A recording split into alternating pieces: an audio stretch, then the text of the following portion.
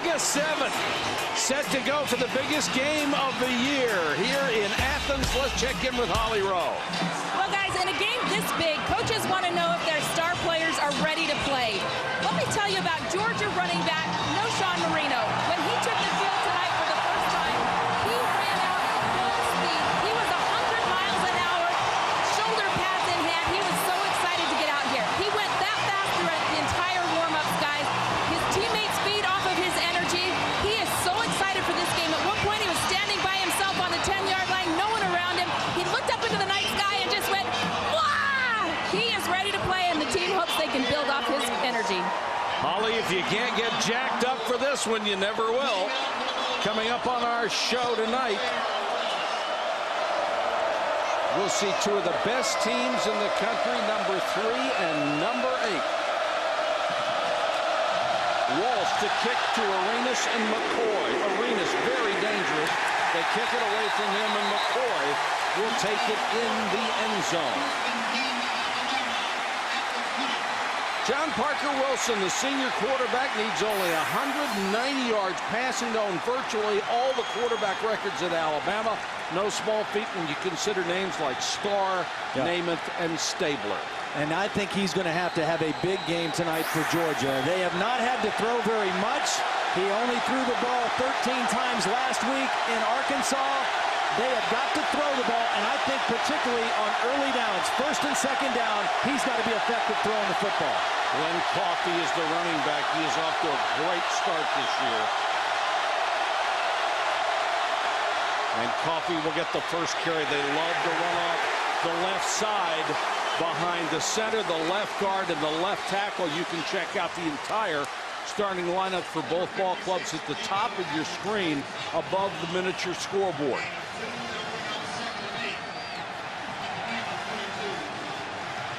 A veteran offensive line for Alabama. The left side, 3 guys who play at an All-American level.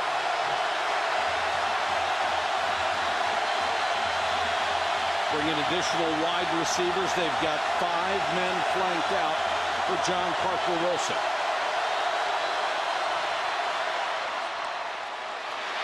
And they complete the first throw of the game. B.J. Scott, only his 2nd catch of the season so far. They've got a lot of guys that they think will eventually be good receivers, starting with Julio Jones, who was just sensational. Julio Jones, a true freshman. B.J. Scott, a true freshman out of Pritchard, Alabama. They've got some really young, talented guys. They're going to have to step up on a big stage tonight. Now they go to 2 tight ends on 3rd and short. Got a fullback, Baron Huber, set to the side of Coffey, and Coffey will get the carry. Plunges straight ahead for a first down to the 32. One of the guys on this Alabama team who is kind of an unsung hero is the tight end who's kind of the motion guy, Travis McCall, number 83. They kind of use him as a fullback, a moving tight end. He's an excellent blocker. In fact, he was the coach's choice as the offensive player of the game last week, even though he didn't catch a pass. He's an excellent blocker, and they use him as a lead blocking tight end or fullback on a lot of their running plays. The injured player, Dannell Ellerbe, and good to see him up and running off the preseason first-teamer in the Southeastern Conference. His nickname is Phenom. He has tremendous physical skills at 6'1", 243. Listed there at 232, but he's bigger than that.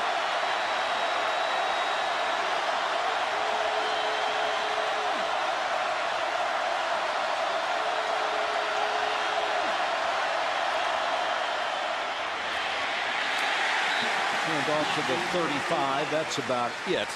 Akeem Dent with the tackle on Coffey. Alabama's impact players, their offensive line is their strength, and Antoine Caldwell is their leader at center. He's the signal caller. Glenn Coffey, as you mentioned, off to a great start, averaging almost 9 yards a carry. And Julio Jones, one of the freshman wide receivers we'll see in this ball game. Another one on the other side in A.J. Green. The 2 top-rated wide receivers out of high school a year ago. And both are living up to their clippings. Play action fake. John Parker Wilson on the roll and throws complete He's got a first down out to the 48-yard line, and it's Julio Jones, the talented freshman, with his 12th catch of the year. You just knew that this man was going to win. It was only a question of time. He has won everywhere he has gone in college football. Now in his second year as the Alabama head coach. But boy, are the expectations there sky high for Nick Saban. John Parker Wilson off to a nice start. Couple early down passes. They get the play action where you've got to respect the Alabama run. Blitz coming. John Parker Wilson unloads. Jones across the 40 and out of bounds. Jones, a big target, 6'4", 210. A kid who is very coachable. He wants to be good. Yeah. And there's nothing like that. Somebody that's willing to come in and work and accept coaching. That's exactly what you want to see. Yeah. There's Ellerbe going to the locker room. And Alabama going without a huddle, going to a quick count. Coffee can't get outside. Rashad Jones, the free safety, drilled him. Let's go to Holly. Guys, linebacker Dannell Ellerbe for Georgia complaining of a hard hit to that left kneecap. They've done the ligament examination. He got up, popped up, and was moving around pretty well, but they've taken him to the locker room. Believe they're going to fit him for a brace, and we may see him again tonight. Well, it's a pretty good sign, Holly, when they're worried about your knee and you run to the locker room. 2nd and 7. 2 tight ends in again.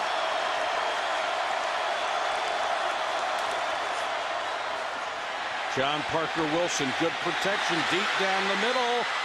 Underthrown a little bit, but interference. Yep, good Prince Miller was defending Marquise Mays. Mays had a step on him. The ball was a little underthrown, and that's going to be a penalty. And again, you see the play action pass helps your protection. It freezes the coverage because you must respect Alabama's ability to run the football. You throw on early downs with play action. Interference, number 23, defense. 15-yard penalty from the previous spot, automatic first down. This is not a bad play by Prince Miller because he was beaten on the play. If he doesn't hit him, it's a touchdown for Alabama. He creates contact, he prevents the catch, and you take the penalty in a case like that. Because if you do nothing, you're down 7-0 on the scoreboard. I agree with you, and it is not a point of contact foul. It's a 15-yarder, so instead of at the 1-yard line, it's the penalty marked to the 21. And Georgia has been guilty of a lot of penalties so far this year. Alabama has been about as penalty-free as you could hope for. Mark Ingram, number 22, in for the first time. And Todd, isn't it interesting that Terry Grant, who was the leading ground gainer for Alabama a year ago, he split a lot of time with Coffee.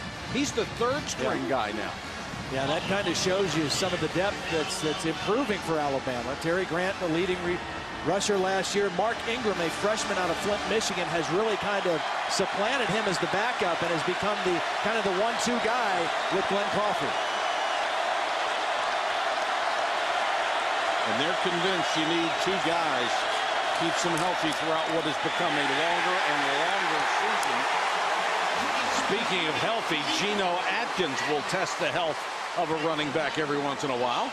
You know, when I watched this game on tape and studied it, I came away with a couple key questions for both teams.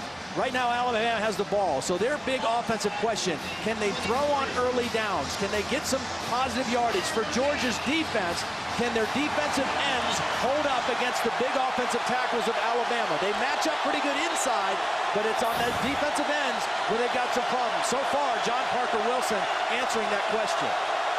Coffee is back in on 3rd and long. Georgia shows blitz, and they come with it. Screen to Coffee.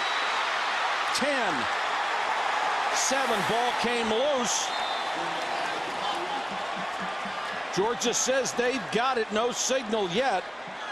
Georgia certainly had the first shot at it. And they do. There is a flag down, though. There was a flag thrown back in the area of John Parker Wilson. It's still on the ground at the 30-yard line. We'll have to see what that penalty is. It was dropped in the area where you would think maybe roughing the passer after the screen pass, but we'll see.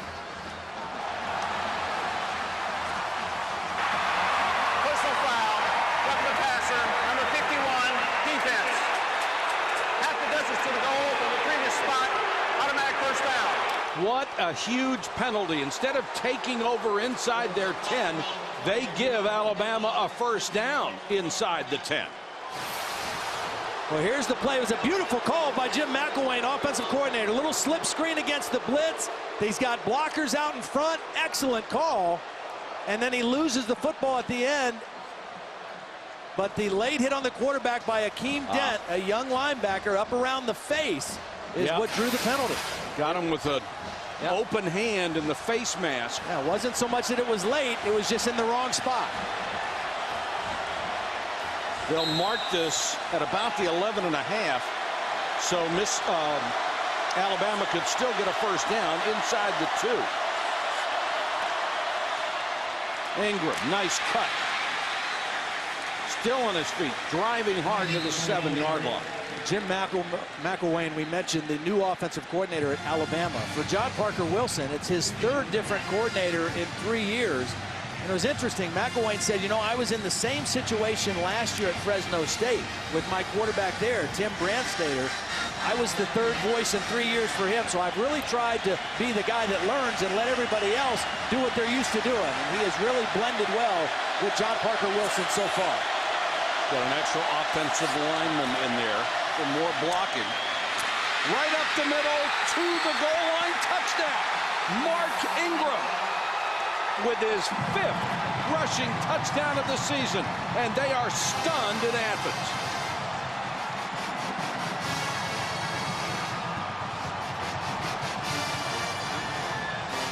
Well, they were aided by a nice penalty. They had a pass interference penalty, and then the roughing the passer penalty that really helped this drive out. But Alabama, very impressive on their opening drive. Now, they may want to review this because it was very close to the goal line. I think the key to that drive for Alabama was early down passing. They kept the Georgia defense off balance. And they're coming into the game, everybody's saying, #1 rush offense in the SEC, #1 rush defense. That's the matchup, that's the buildup. Alabama did a nice job keeping them off balance. The point after for Tiffin. 80-yard drive, 6 minutes and 28 seconds. Impressive beginning for Alabama.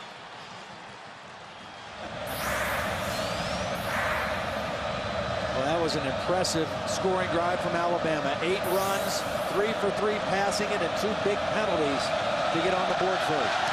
Marcus Brown is deep, #3 in the Southeastern Conference kick return.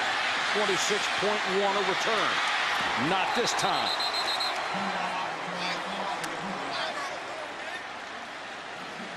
Well, let's take a look at the touchdown for Alabama. Some excellent blocking by a couple of their key guys. Watch Andre Smith just come in here and collapse the inside. And then the guy I talked about earlier, Travis McCall, watch him come over and trap on the defensive end, Jarius Wynn.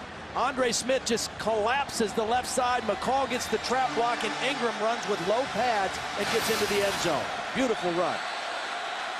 Matthew Stafford, the quarterback. Impressive stats, maybe the most impressive. 21-4 as a starter. Gets it out to Massaquoi. Well, great block by Chris Durham out there, #16. That play has no chance without Chris Durham doing his job. Really tied up his man and allowed him to get that first down. And you were talking on that earlier drive about Alabama throwing on early downs. Yeah. Their offensive line is a great run blocking line, but they may be suspect as passing. So if it's 3rd and 12, they may be put in a hole. They're a great run blocking and they're great play action pass blocking, but just pure 3rd down passing situations, that's not their strength.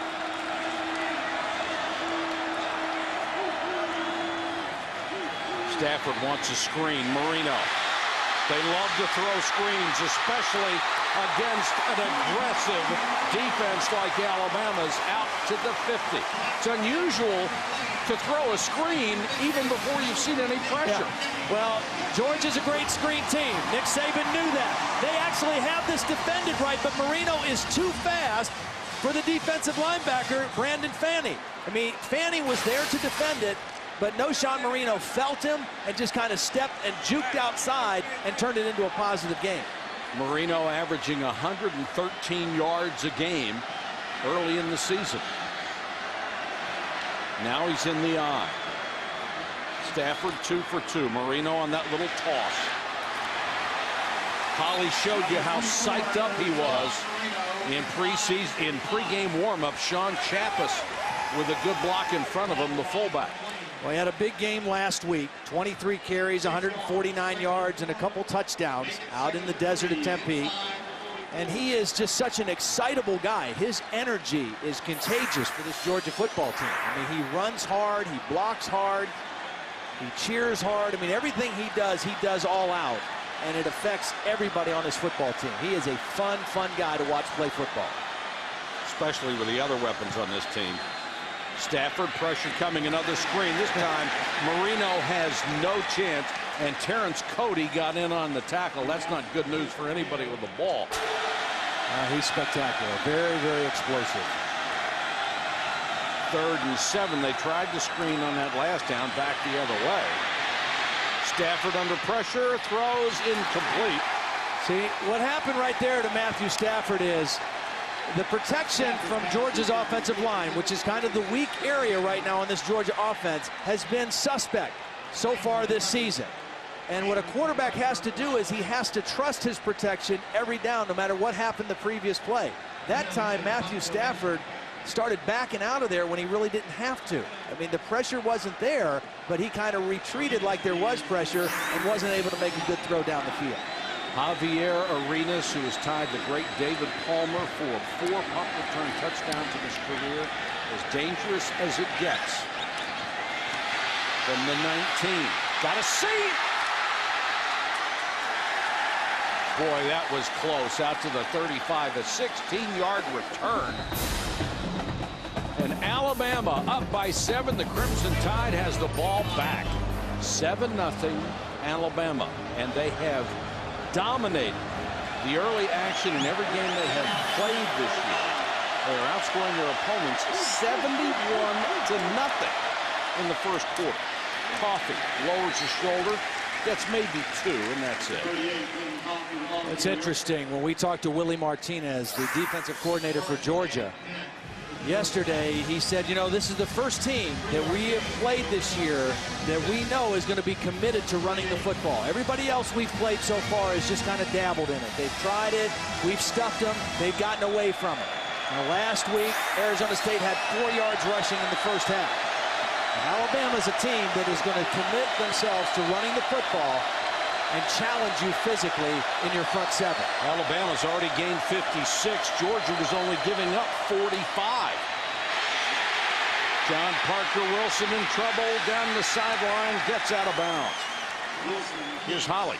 Guys, after last season, Nick Saban told his quarterback, John Parker Wilson, one of the 3 areas he wanted to see him improve in, leadership. He wanted him to build better relationships with his teammates, and I can see a huge difference on the sideline. After the touchdown, he ran over, got in the face of the offensive lineman, was whooping it up. Before they took the field just now, in the huddle, he went to each offensive lineman, tapped the side of his helmet as if to say, use your head, play smart. You can see he's taken ownership of this football team. That's a good point, Holly. They wanted him to be more assertive, and they wanted the guys to see that and respond to it. And I think it's happened both ways. I think the guys have responded to him as well. Wilson on a roll. Here comes the pressure. Smart decision, throws it away. And there is a flag down in the secondary. Number 5, C.J. Bird. And number 97, Brandon Wood. Flag pressure from the Bulldogs.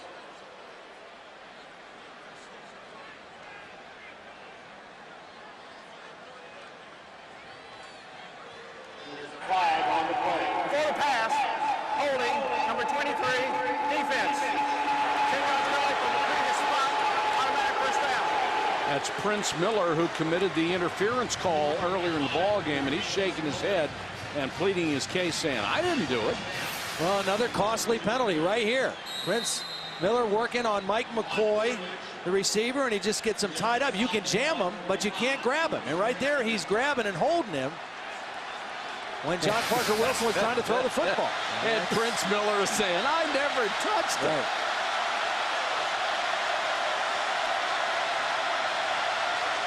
Wide receivers and defensive backs live in a world of their own. Coffey.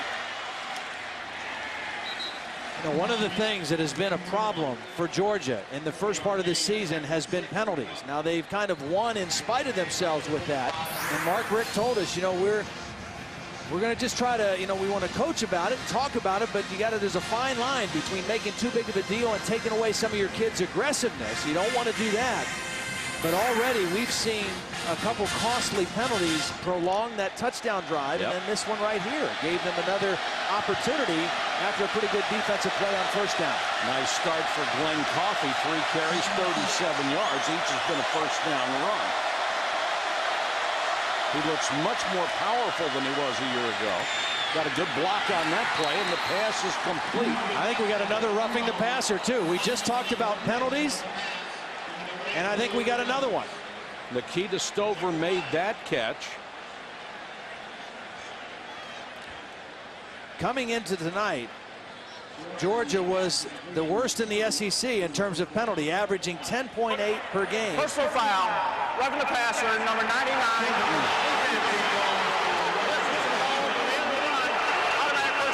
That's Jarius Wynn, the senior, and he should know better. Yeah. Well, I mean, again, you want your guys to play aggressive, but watch, as he comes around the pass rush here, another play-action pass on an early down. He gets around Coffey, but he doesn't stop. He hits him clearly late after the ball is thrown. And again, you want your guys to be tough and aggressive and play fast, but you don't want to hurt yourself. And already in both Alabama drives, 2 costly penalties in each drive have kept the drive alive. I mean, huge. Remember, they had a turnover on the previous drive, and instead of getting the ball, the penalty kept the drive alive. Down to the 5-yard line as Mark Ingram checks in, and he is a great change of pace from Coffey. He's got some moves and has some quicks. Well, and he's strong. I mean, he's 215 pounds, but he's 5'10". That's what he's listed as. He might even be a little shorter than that. But he runs with a very low center of gravity, and he's a hard guy to tackle. I mean, he's a guy that you have to grab and pull down to the ground. You don't get a lot of just clean shots and knock him down. You got to grab and pull him down. He came up a little gimpy on that. Stays in the game on 2nd and 2. They shift the strength to the right side of the formation. Ingram straight up the middle. And Alabama, Todd, is winning the battle at the line of scrimmage. Well, that was their strength coming in. You play to your strength, and their strength is their offensive line and their defensive line. And so far, particularly when they have the football, their offensive line is asserting itself. Andre Smith, who you saw the left tackle, a freshman All-American. Mike Johnson, the left guard, 299. Antoine Caldwell, the center, is on the Remington list as the best center in the country. 3rd and 1. You want to follow the football, follow 83, McCall. Here he comes in motion. Ingram. Great stand by Georgia. They needed it and needed it badly, and Asher Allen up from the corner along with Jarius Wynn and Akeem Dent, and they pushed him back. Willie Martinez says if we will play low and play with our hair on fire, we'll be okay, even though these guys are bigger and stronger than we are. And the whole key on short yardage is leverage, staying low, keeping your pads below the offensive lineman's pads, and they were able to do that and get penetration and get a huge stop. I would imagine if your hair is on fire, you play fast. But you may not play low all the time. Or long. Lee Tiffin will try a 23-yard field goal. And hooks it through perfectly. What a great start for the Crimson Tide. They're up 10-0 at Georgia. You never were sacked 8 times in a game, were you? I don't know. I was sacked a lot. I don't remember I was ever 8 times. I can remember watching the Steelers-Chiefs games, though, before I got drafted, and they sacked the Chiefs quarterbacks 11 times. I said, boy, I hope I don't go there. Next year, I was in a Chiefs uniform. But it never happened at Penn State. Would you get sacked 8 times in a year?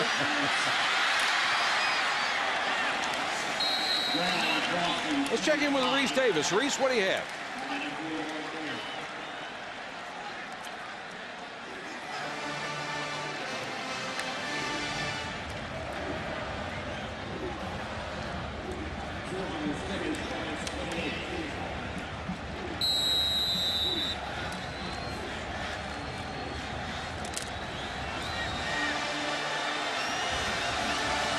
right, thanks, Reese. I think what we got to see here from Georgia, it's good to have an experienced quarterback now. No time to panic, Matthew Stafford, and see if they can get the ball in the hands of A.J. Green a little bit. We've seen Marino. Now let's get number 8 involved and kind of make this Alabama defense play everything. Well, this is a team that knows it can score points. They're averaging 35 points a game so far. Check in with Holly.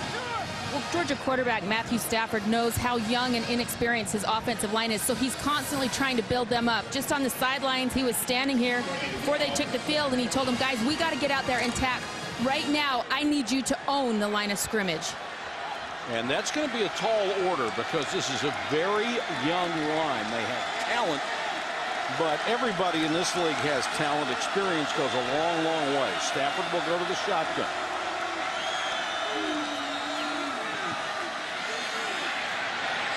And throws incomplete, intended for a sensational freshman, A.J. Green. Here's a flag. No flag. No. Now, if that would have been a quarterback, it would have been a flag. It was a couple offensive and defensive linemen. That's the end of the first quarter.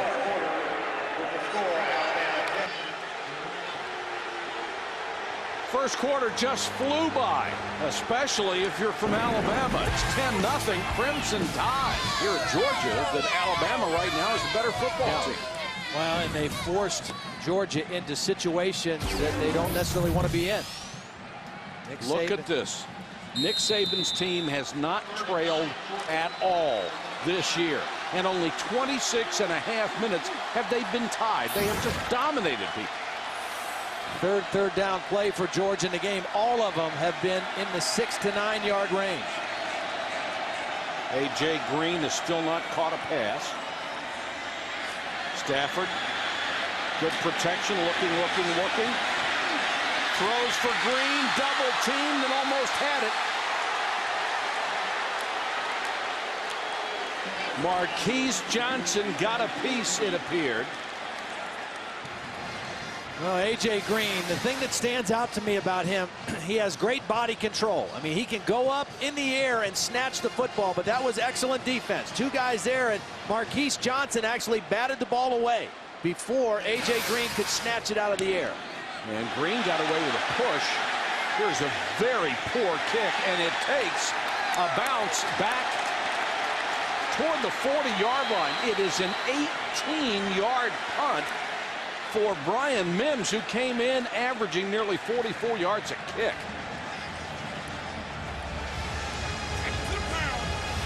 That pass went 50 yards further than the punt.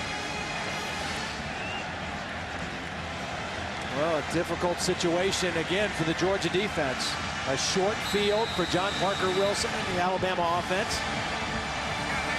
We want to send our best out to a huge Georgia fan, Sean Meadows, a wounded warrior at Walter Reed. He is from Georgia, and he's rehabbing there. We wish him all the best and thank him for his service, and he is rooting hard for the Bulldogs tonight. Coffee. There's that run to the left side. I mean, that's their bread and butter. Running to the left side of the formation between Andre Smith, Mike Johnson, the left guard, and the tight end Travis McCall. I mean, they are so solid on that side of the line. And those guys are big and strong, but they also move their feet well. No wonder Coffey's averaging 8.5 yards a carry. I mean, they just clean house over there.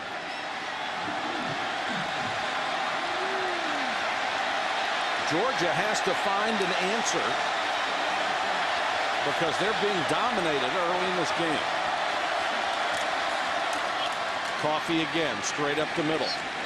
It's enough for a first down to move the sticks. Again, going back to the beginning of the telecast, I mean, the strength for Georgia was their skill, their strength outside. The strength for Alabama was inside, their offensive and defensive lines.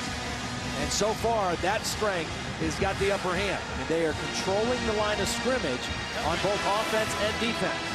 Take a look at that. 21 plays for Alabama. Georgia only 8. They can't get them off the field right now. And 101 yards total offense already. Georgia only gives up 275 a game.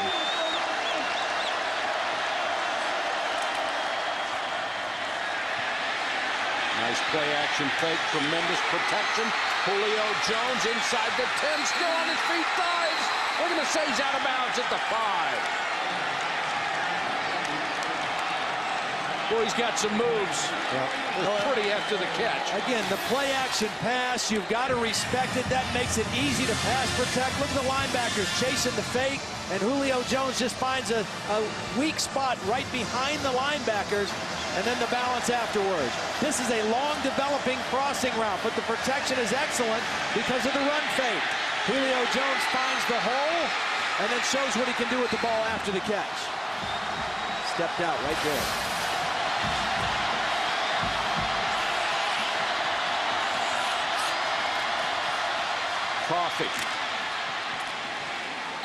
Coffee, the ball carrier. About a yard.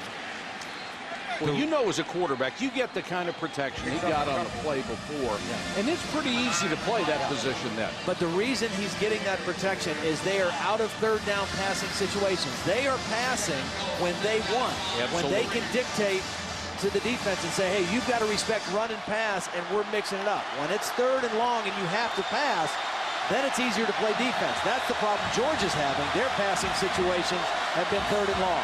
John Parker Wilson, perfect so far.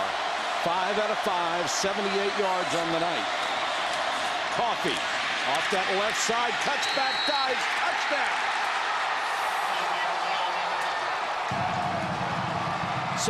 78-71. Johnson and Smith on that offensive line just own the left side.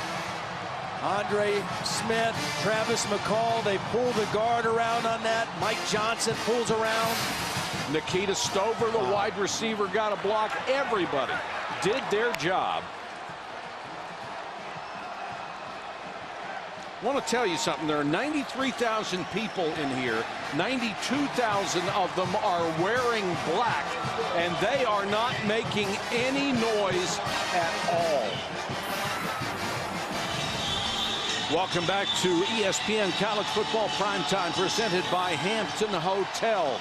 Number 3 against number 8, and right now number 8 is burying number 3. It's 17-0. Well, Marcus Brown is deep to receive.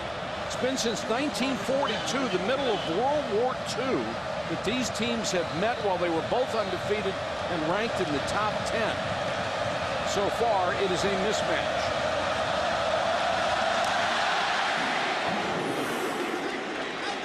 Brown driven a yard deep. They could use a big return, and they are not going to get it. Brown comes to a screeching halt at the 22. Let's check in with Reese.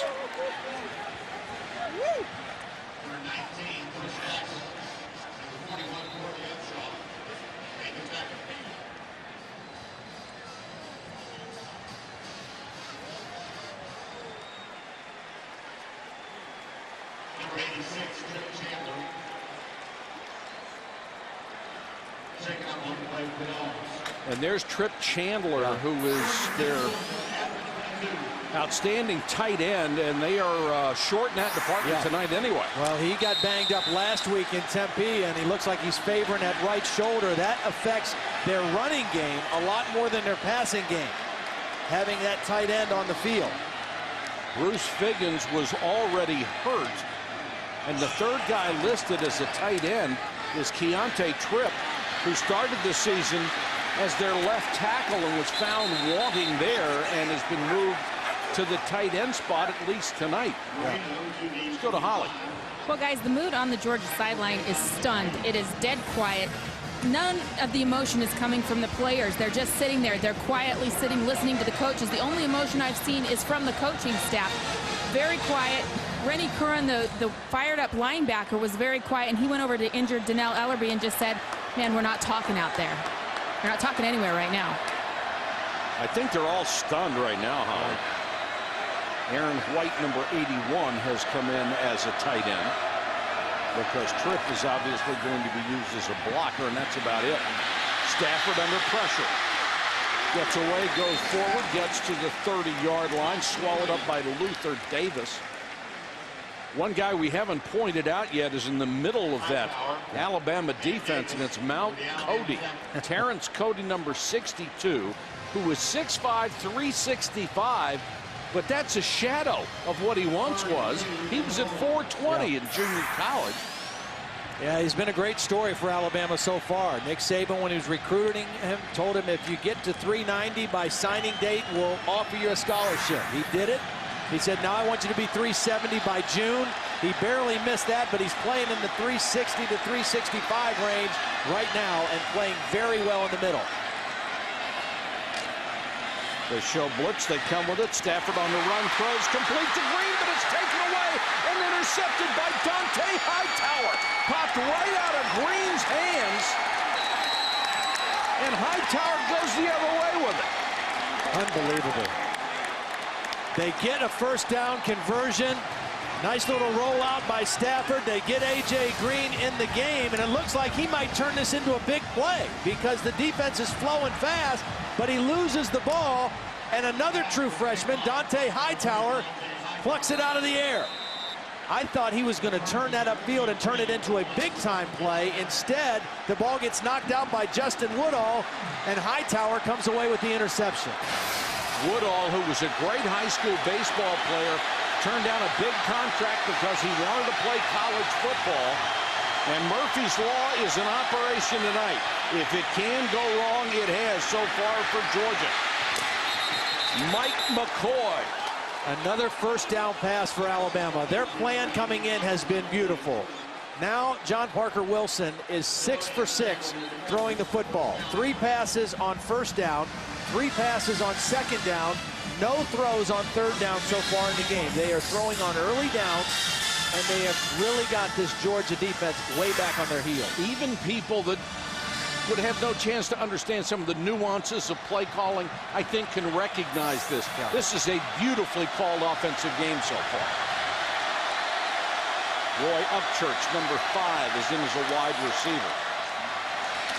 Check it as the running back, and Upchurch will go inside the 20, pick up a couple. Here's Holly. Georgia wide receiver A.J. Green is beside himself on the sideline, guys. He cannot be consoled right now. He came off, and senior and veteran wide receiver Muhammad Massaquoi grabbed him, got in his face, was very physical with him, trying to shake him out of it. But, guys, he's been kneeling down by himself over on the side. He is so upset with that interception. Holly, when we met with him the other day, he is about as quiet a young man as you will ever meet. And it's hard to see him have that kind of emotion because you know what kind of a quiet kid he really is. Well, but obviously he knows what kind of skill he has. But Stafford, it was a great play for him. He reached in there and knocked it out. And you're right, that could have been a huge play, Todd. Well, the thing is, Georgia just can't panic. I mean, Matthew Stafford has been in some battles. He's a third-year starter. A.J. Green, this is only his 5th game as a Georgia Bulldog. There's a lot of football left to be played. They just got to cheer for their defense right now and hope they can get another stop and force another field goal attempt right here. John Parker Wilson to the shotgun on 3rd and long. What's that in the flat? Got McCoy. McCoy has a first down at the 8. And officially, that is not going to be an interception. It's going to be a fumble recovery. They rule it a catch, and then the ball popped loose, and McCoy is grabbing that right hamstring and waving to the sideline to come out of the ballgame. That's not a good sign. No. But John Parker Wilson looks great tonight, doesn't he? That was his first 3rd down completion. The first time he had to stick a throw in there on 3rd down, and just threw it on perfect rhythm and timing for another first down for the Tide. He's off to a pretty decent start. Yes, 7 out of 7, 100 yards. And everything's been on the money. Could it be 8 for 8? No. That was good defense by Prince Miller that time. He was covering Jones, and that's a big assignment. Yeah, Prince Miller's only 5'8", and Willie Martinez says, you know, I think our corners are pretty physical. I don't worry about them out in the field. I do have concerns when we get in the red zone. That's where we don't match up really well against their big receivers. That time he was up against 6'4" Julio Jones, but he did a nice job of fighting for him with the football. 7:37 to go in the first half. Number 3 Georgia is being shut out 17-0 by visiting number 8 Alabama. Upchurch off that left side again. Hurdles the tackler inside the 5. It'll be 3rd and goal. Rennie Curran, who the coaches say, you know, you look at Rennie Curran with his gear on. He's only 5'11", 228. Other teams immediately assume they can take advantage of him. The guns on this guy. He was wearing a long sleeve shirt the other day, and he looked like he was carrying car parts in it instead of arms. Well, they say he is the stamp of the Georgia defense, a real throwback competitor, and they feed off of him. But as Holly mentioned earlier, even he's a little bit quiet so far in this game. Jones and Stover are the widest receivers. Draw play, Upchurch walks in, touchdown. Holy cow. Wow. Another great play call by Jim McElwain. A.J. Green knows his turnover set Alabama up, but Alabama has just looked outstanding on offense so far. This was supposed to be a blackout. It's a public mugging instead. Yeah. We've seen Alabama throw when everybody thought run, and right there we saw him run when everybody in this stadium thought pass.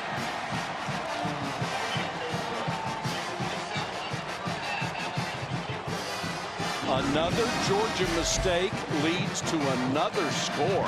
Holy cow, 24-0. Back in Athens where it is 24-0. Yes, you heard me. 24-0 second quarter. Alabama. And not good news if you're a Georgia fan. Last year, their largest deficit was 10 points against Kentucky. They came back to win 24-13, but this is a much, much bigger hole. Well, the good news is this is a team with a lot of offensive weapons. They can score. Maybe the biggest problem right now is stopping Alabama. And stopping themselves. I mean, the miscues for Georgia. A pass interference penalty in the first Alabama touchdown drive was followed by a roughing the passer penalty. Both of those were huge. And then on a 3rd down, they get the conversion. A.J. Green can't secure the football. And Alabama gets the turnover and sets up another touchdown drive. So the first thing that Georgia has to do is stop hurting themselves. And then they've got to worry about, okay, how can we stop Alabama? And a team like Alabama that wants to run the ball and play tough defense thrives on turnover. Yep. Like blood in the water for sharks. Stafford straight back to throw. Good protection and throws, and he's got his freshman wide receiver, A.J. Green. But you made up a good point there as far as they have playmakers. They can score. And the only thing Georgia can't do right now is panic and say, we've got to score 24 points in a hurry, because they've got a whole half of football and 6.5 minutes left in this first half. They just need to get some momentum, get some positive things, let their defense get regrouped, and hopefully put some points on the board before halftime. And that's the way they got to think right now. No time to panic for Matthew Stafford in this offense.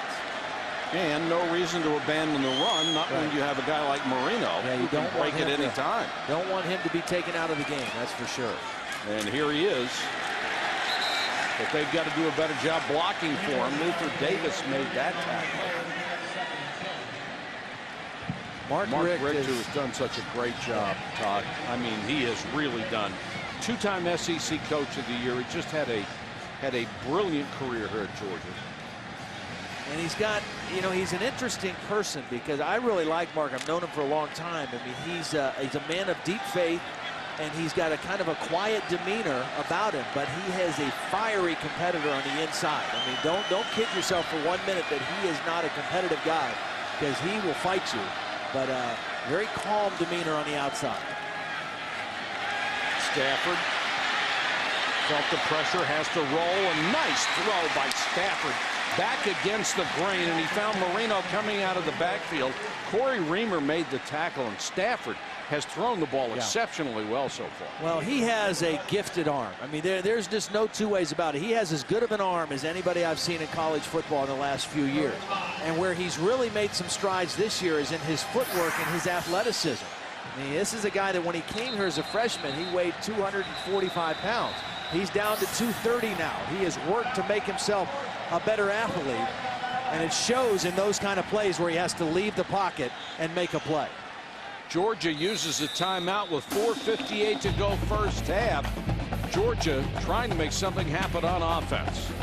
All right, we'll start keeping track this week. I'm ahead 1-0. You can still think about it. Georgia is thinking about getting on the scoreboard before the half expires. Big third down here. They converted their last third down, but had the turnover. Stafford under pressure, couldn't find that receiver initially. Throws this one out of bounds, and the Alabama sideline wants an intentional grounding call, and they might get it. Lorenzo Washington was putting the pressure on. Well, Lorenzo Washington is a guy who played nose guard last year. Intentional grounding, number 7. Offense. Quarterback was outside the tackles, but the pass did not land beyond the previous spot. Cooney's lost it down. That spot was foul. 4th down. He gets outside the tackle, but he doesn't get it across the line of scrimmage because of the pressure from Lorenzo Washington. Washington last year played inside at nose, and they moved him out because they got Terrence Cody. They were able to move him out to defensive end, and he is much better suited playing on the outside. And he was 275. There's no way he could play inside and be effective, because the guy in there now is 365. Mims, who had a poor punt the last time, kicking to Arenas.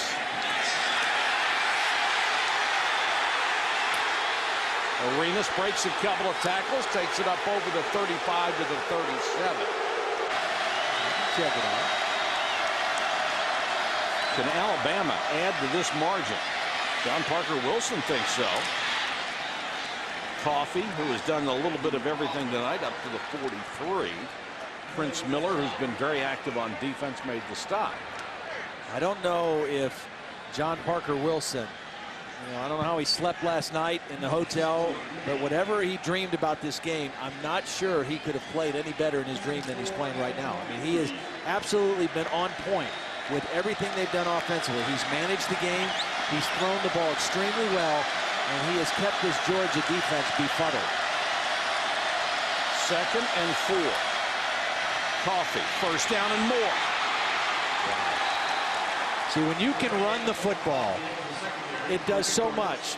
Number one, what it does is it shuts up a crowd. I mean, you're playing in front of this huge crowd, and when you can run the football right at somebody and just punch them right in the mouth like this, it makes a bunch of people sit on their hands in the stands. The other thing it does is it demoralizes a football team because you feel like you've been punched in the gut. And the third thing it does, it opens up all kinds of things in your play-action passing game and helps everything about your offense. Coffee again. This is like one of those 2 o'clock in the morning Ronco commercials. They're slicing, dicing, cutting, and chopping. So funny because I talked to Willie Martinez yesterday, all of us did, and I said, you know, Willie, I don't mean to bring up a bad subject, but 2 years ago we were here to do a Tennessee game, and at that time you guys were 5-0 and had the nation's leading scoring defense. Yep. And Tennessee came in here and scored 51 points on them, they won 51-33. They come in tonight with these great numbers of stopping the run, but they haven't played a team that's been committed to running the way this Alabama team, or with an offensive line as good as this bunch. John Parker Wilson again on 1st down, or check it, 2nd down this time, and completes it down to the 26-yard line. And John Parker Wilson approaching that passing record as far as yardage is concerned. He's a senior this year out of Hoover. Major League Baseball draft pick. His brother plays baseball for Alabama, and his mom was a cheerleader. He only needed 190 yards coming in to break Brody Coyle's record for yardage. He already owned total yards, completions, and touchdown passes. He's got 117 right now. More importantly, his team is up 24-0. Upchurch will get a carry. You know, one of the things Holly mentioned that Nick Saban and the staff wanted to see out of John Parker Wilson was him stepping up his leadership. One of the other things that they wanted him to do was in his decision-making to be more of a businessman and less emotional. In his career, he's been kind of a high-emotion guy, and you don't want to take that personality away from him, but as a quarterback and as a decision-maker, Coach Saban was saying, hey, we need you to make more solid business-type decisions. You're a business major. You're a smart kid in school. Apply that to the football field, and he is doing that tonight. They only have 10 scholarship seniors. John Parker Wilson is one of them. Nobody else in big-time college football has played fewer. And this pass intended for Jones is a touchdown. Are you kidding? Well, you saw on that play the strength of Julio Jones, because he used his left arm and his big upper body to push the defender away and then catch the ball over his right shoulder. Brian Evans was in coverage, number 3, and Julio Jones was able to kind of give him a little shove with his left arm and then fade out to the ball. A beautiful throw by John Parker Wilson over the outside arm where you're supposed to put it. Jones now with 4 catches, 79 yards. The point after is good. It is 31-0.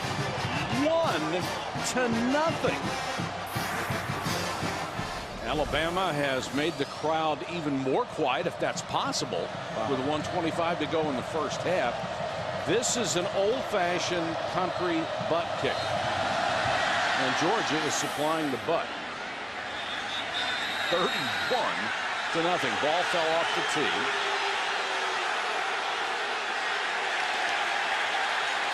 And I don't know what the crowd's upset about.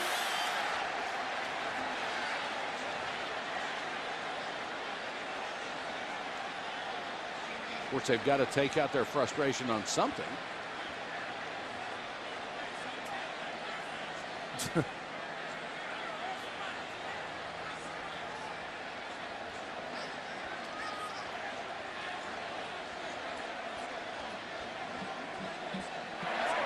Delay of game on the kicking team. 5-yard penalty. Still kicking. That was just simply a case of the kicker, Tiffin, just saying, I don't want to kick this one, because you see this happen if the ball blows off the tee or falls off, but the ball doesn't do anything. And Tiffin just kind of says, no, I want to do it over. But he's not sure what the problem was. Maybe he thought he heard a whistle. It's the first thing they've done wrong all night. Yeah. So they move it back to the 25. And Tiffin will kick to Marcus Brown, who retreats to the 7. Brown has a seam to the 44. A little bit of good news, and let's check in with Reese.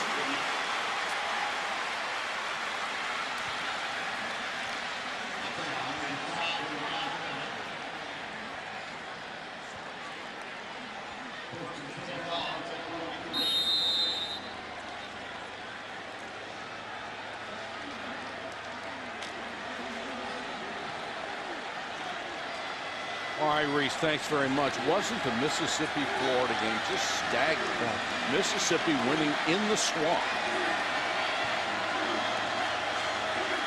1:17 to go here. Matthew Stafford running for his life. Hit as he throws, and it's incomplete. Pressure coming from Eric Anders, the linebacker. And Nick Saban, throughout his career, has always stressed defense, and he brings pressure. Yeah. Well, he's very creative. He knows how to attack pass protection. And right now, I mean, he's just kind of smiling because he knows Georgia has to throw. They've got to get into pass sets, and they've got an inexperienced young offensive line. And so we can just attack. We don't have to worry about the run as much right now, winning 31-0. We can just go after Matthew Stafford. Right now, they don't have to worry about anything. They'll whistle this play dead. Before the snap, false start, number 79, offense. 5-yard penalty, still second down. 2nd and 15. 1 minute, 10 seconds to go in the first half of a stunner. Alabama showing a 4-man rush draw play. Marino. You know, so much was made during the week about, on Tuesday, I think it was, Alabama's practice strength coach Scott Cochran, a very high energy guy, was caught warming up the guys and saying that the blackout in Georgia, all the fans are wearing black because they're going to go to their own funeral. They're going to a funeral in Sanford Stadium, and it got on YouTube, and of course it was made to be a big deal. Was it going to fire up the Georgia team? And Mark Richt kind of responded to it by wearing black to his press conference the next day. But I'll tell you what, this has been kind of deadly for Georgia. There's no question about that. Mark Richt was hoping the whole thing with black jerseys would have a good effect on his team. Nick Saban says, I don't think it'll make any difference right now. It's Saban 1-0. Boy, what an arm. I mean, you know, it's still fun to watch Matthew Stafford on a play like that where, I mean, there's pressure again coming. Throw him the football. Do something, because Marino is too good of a football player not to have him a part of what you do in the second half. Blitz coming. Up for grabs and intercepted. Picked off by Justin Woodall. And Woodall back to the 17-yard line. But pressure again. That time, I think it was Brandon Dedrick who gets pressure, number 95.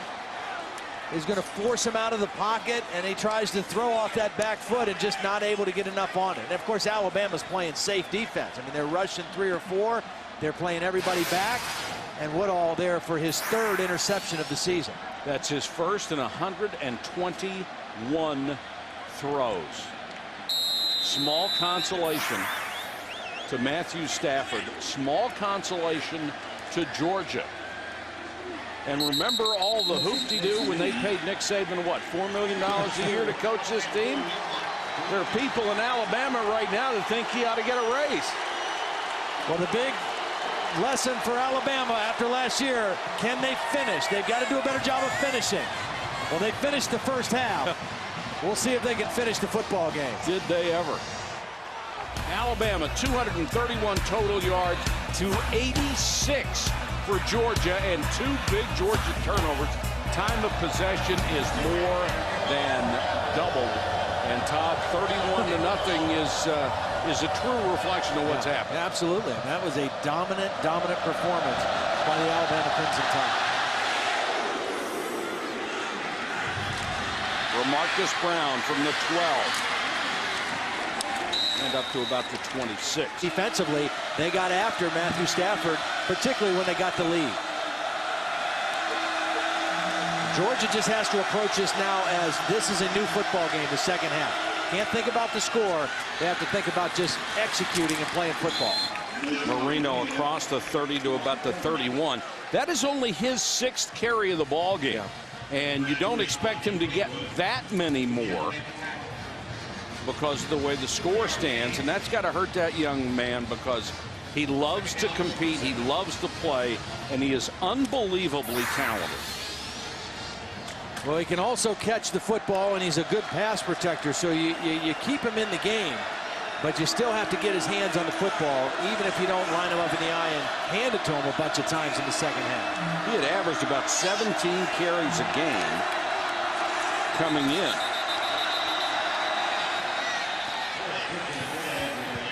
Flag is down.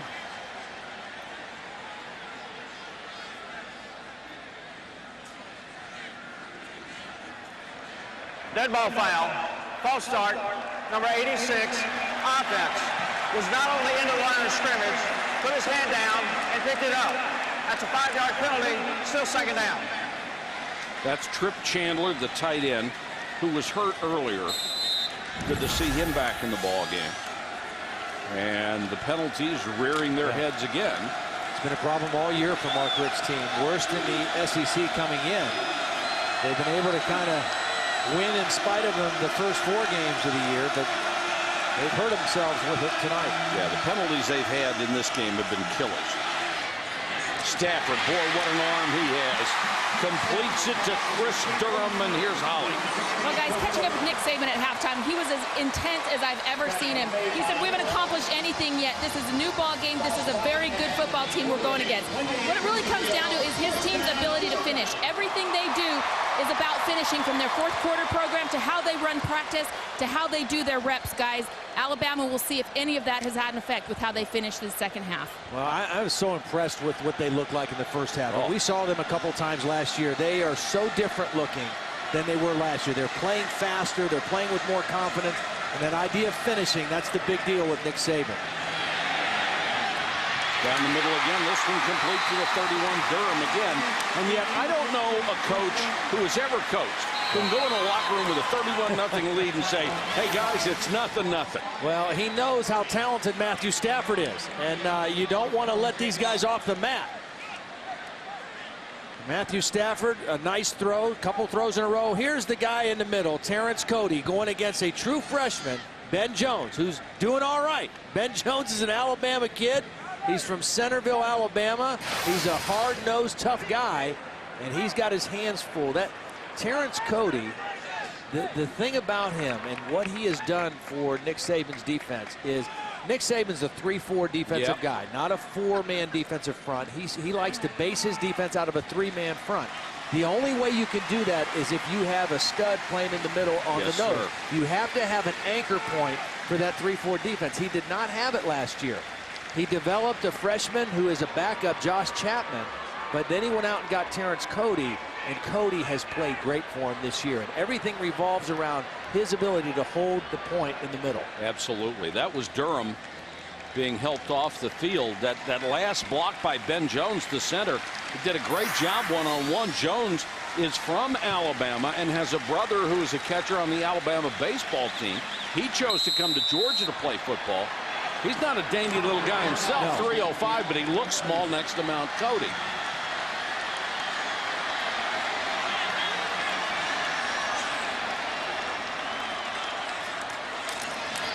First down at the 30, Marino.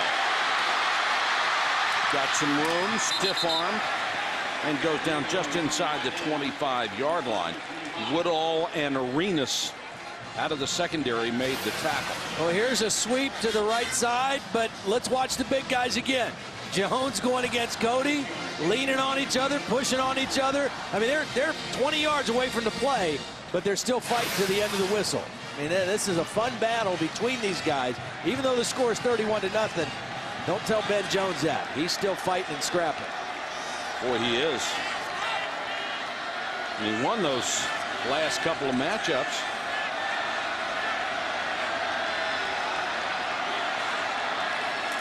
Alabama trying to come out, get something done here on offense.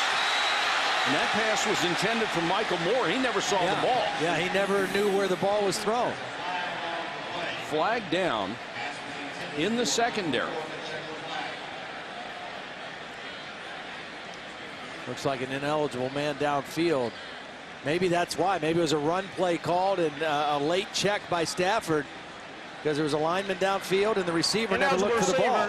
Number 79 offense was downfield. 5-yard penalty. Repeat, second down.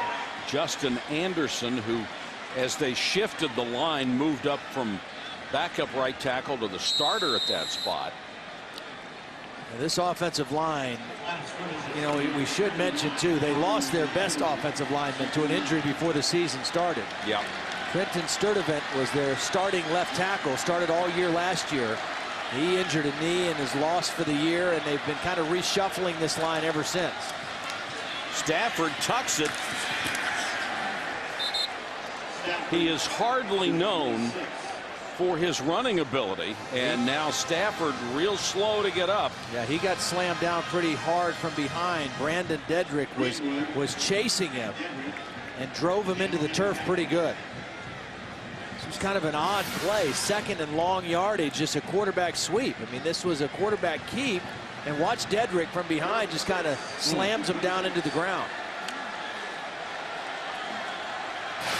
I don't know that they'll be calling that one again. I don't think so. In fact, he might get in the coach's office, find a playbook, and just take that one out in the dead of night.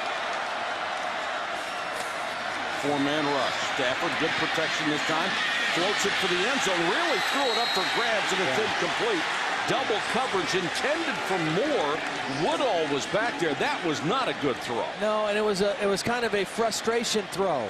by Matt Stafford, because he was looking. We've seen him do this a couple times, try to throw the deep route into double coverage, and I don't think he feels too good. I mean, he came to the sideline with his shoulders hunched over a little bit. I don't think he recovered completely from that run. They'll try for a 43-yard field goal, and Georgia gets on the board with 11:07 to go in the third quarter. The legendary Larry Munson retiring this week. He had been doing home games only, and tributes all around to a great announcer. There is such a tremendous relationship between a radio play-by-play announcer and the home fans, and he did it as well as anybody for a long time. Arenas for Alabama on the return. When people remember your individual calls on games, that's great. I'm sure they'll have commemorative CDs coming out too. Yeah, probably. Why not? A collection of some of Larry's best.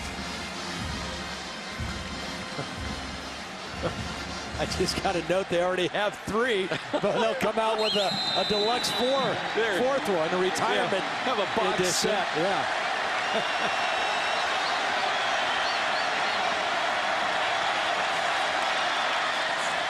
Coffee.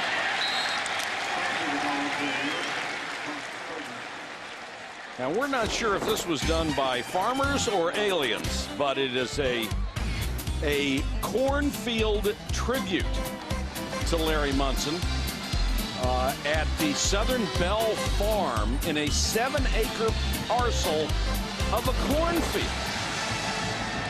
Now, how's that? That's a pretty good job. Yeah. Gotta wonder how you do that.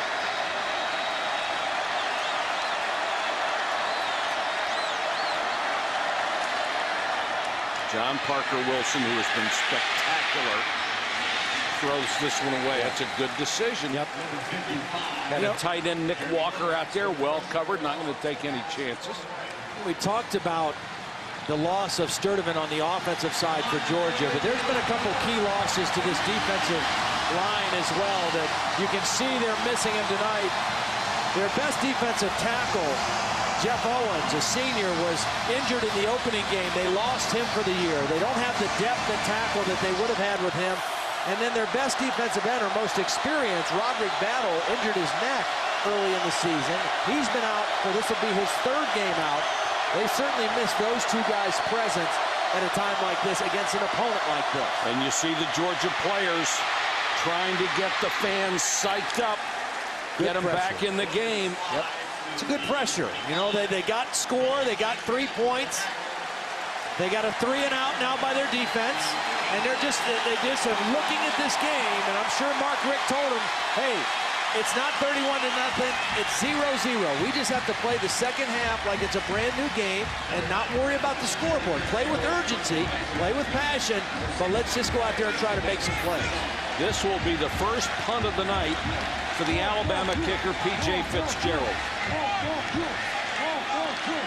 Georgia, throughout Mark Richt's career, has been great at kick blocking. They don't come after this one, and a low, short kick, which takes a good bounce for Alabama, will roll inside the 25-yard line, a kick of 42.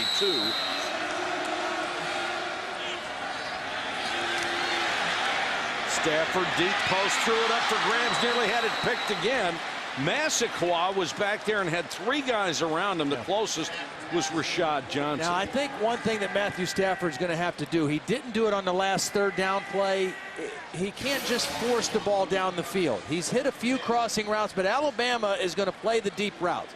He's got to know where his outlets are as well. I mean, he's thrown into double coverage 4 or 5 times tonight. And Alabama is they're going to give him some underneath throws. He's got to look for some of his backs drifting out of the backfield potentially. Short passes, maybe they can make a guy miss, turn it into a bigger play. Yeah, he'll get burned on that eventually. Already had 1 picked off. Pressure coming. Stafford runs away from it, still under pressure. Down he goes, threw it away, and got it back to the line of scrimmage so there's no penalty. Kareem Jackson was the last guy that got him after Brandon Dederick got the initial pressure. Well, Brandon Dederick is playing a nice ball game. Now, nobody blocked him on this play, but he stayed at home. He didn't follow the play fake. He stayed at home on his defensive end position and forced Stafford to throw a wild one on the move. Now 3rd and 10 from their own 25-yard line. The last time they were in a 3rd and long situation, he tried to force it downfield, and he had a fullback out in the flat open underneath. Let's see what he sees on this 3rd down play. The 5 wide receivers out.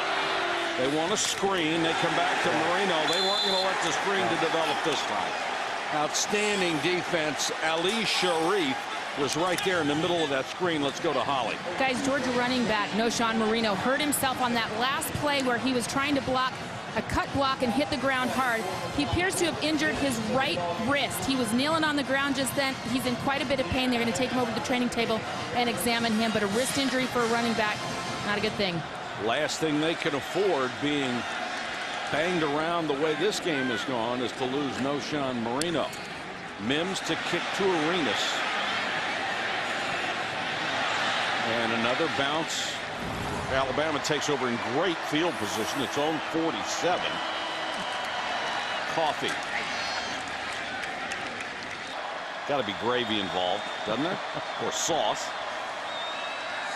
Blitz coming. And down goes John Parker Wilson. Middle linebacker Akeem Dent got him. You got to love a guy that can deliver a line like that. He was perfect. He was into it. Old Weaver D. Grub looked good, too. It was good. Outstanding free. 3rd and long. John Parker Wilson. Draw. Nothing doing. Football. They ask me where I ate, and when people recognize me, they say, "You're that food guy, aren't you?" Yeah, I'm the food guy. Know a little bit about football, too. Partially blocked. That could have been a huge play going the other way that could have gotten a touchdown out of it. And it figures the way this game has gone tonight, they block a punt, and instead of having something bounce back toward the Alabama goal line for a touchdown, it goes downfield. Zach Renner, a redshirt freshman, split in, got a piece of it. Yep. Keep an eye on the momentum that way. Right there's Renner coming right over the center. Slips right between the center and the guard. The personal protector is late getting over to try to pick him up. And Georgia, they get a sack in that defensive series and a partially blocked punt. They have always had great kick blocking players and special teams under Mark Richt. Stafford right back to work to Green. This guy is going to be a big-time receiver. Well, he's 6'4", 200 pounds. He's not as thick or as physical as Julio Jones, the Alabama freshman receiver, but he's very smooth and fluid, and he has great body control going up in the air to catch a football. And he attacks the football. Yes, he does. He goes after that thing. And wait till he grows a little bit into that body. Wait till they stick him in the weight room for a couple of more years. He's going to be virtually unstoppable. He's another kid who works very hard to get better. Very dedicated to his craft. Marino bounces it outside. Nothing there. See, that's where Terrence Cody is. I mean, when he just clogs the middle and forces Marino to try to bounce and spin outside, there's nowhere to go. I mean, if you can't get any movement on a big nose guard, I don't care how good your running back is, you're going to have problems. Here's Cody. That's the biggest circle I can make right there. And watch him just hold the point. He takes 2 blockers, and he forces Marino to spin and try to go outside. They can't move a guy like that, and he just clogs and messes up the whole play. And if you don't have that, and they didn't last year, you cannot play an effective 3-4. They got it now, and they have been tremendous. Stafford back to throw underneath Massaquoi. See, that's what I think the throws are there for Matthew Stafford. Not the deep down the field, the short, quick ones. Get it out of his hands quick. Let his guys try to make plays. Make a guy miss. Break a tackle. Keep the momentum going. Don't hang on to that ball long. Alabama is really going to try to come after the quarterback, and any shot they can get on Matthew Stafford, they're going to take at this point in the game. Well, if you happen to get a couple of touchdowns, say in the next 8 minutes, you've made it a 2-touchdown game and you're back in it. And your crowd gets back in it. Absolutely. They're just looking for an excuse. Any excuse. Stafford underneath. That'll be complete to Michael Moore out of Fort Lauderdale, Florida. Here's Holly. Well, guys, they examined the right wrist of Knowshon Moreno. They did not retape it or anything. They let him go in there. He had tried to carry a ball and see if he was strong enough to do it, and he was. But after that last run, he came off shaking his head. Clearly, at this point in the game, they've got to throw the ball to get back in it. But do you leave him in there as a decoy at least?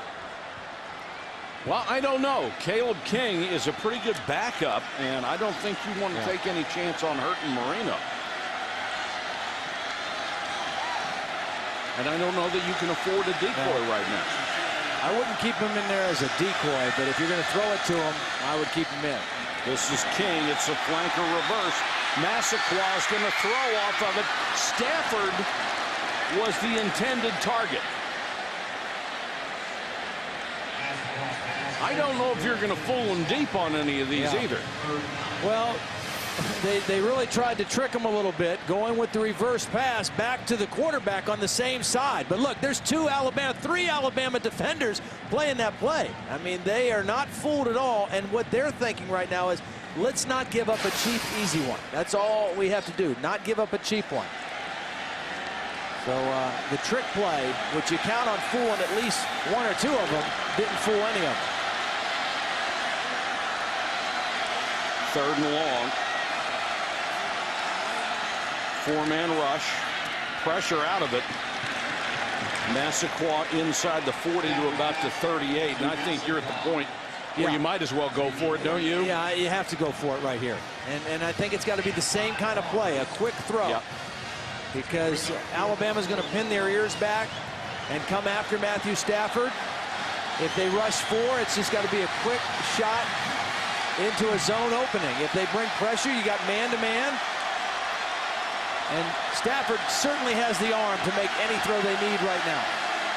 Green, his biggest possible target is wide left. Massaquoi to the right.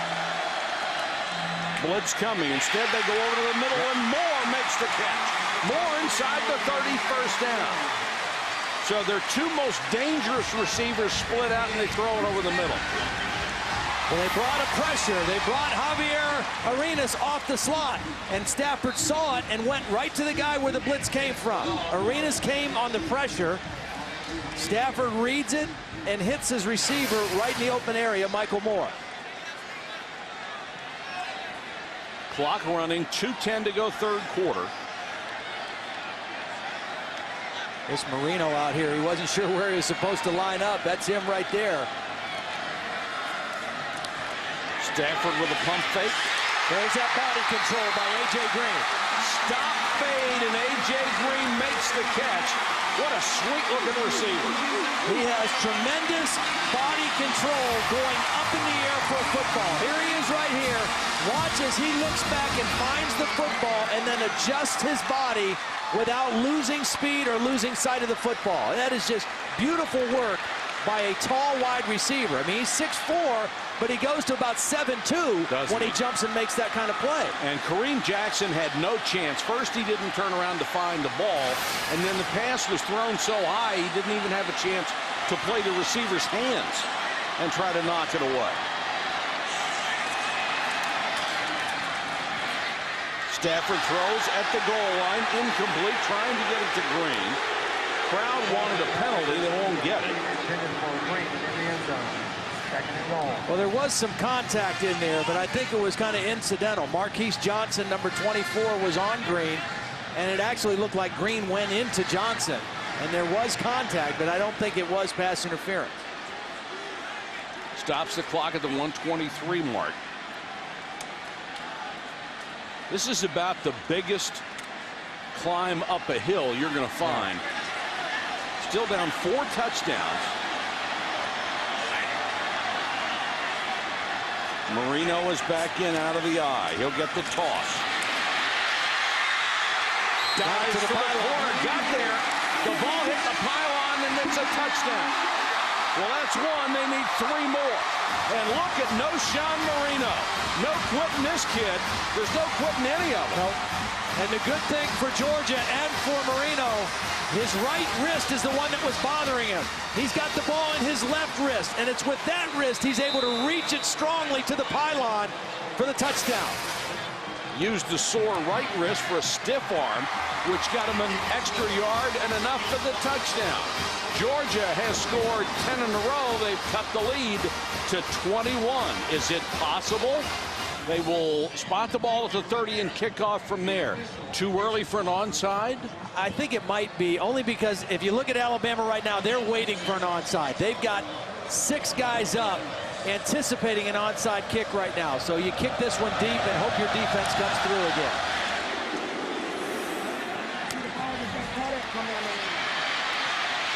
Need to kick it deeper than that, though. Yes, they do. Already lost.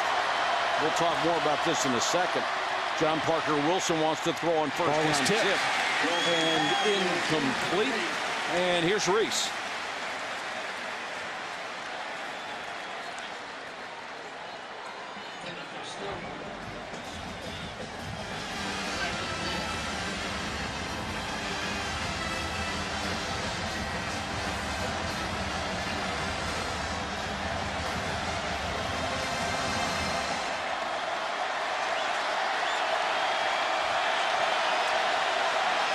All right, Reese, thanks very much. 1:05 to go third quarter.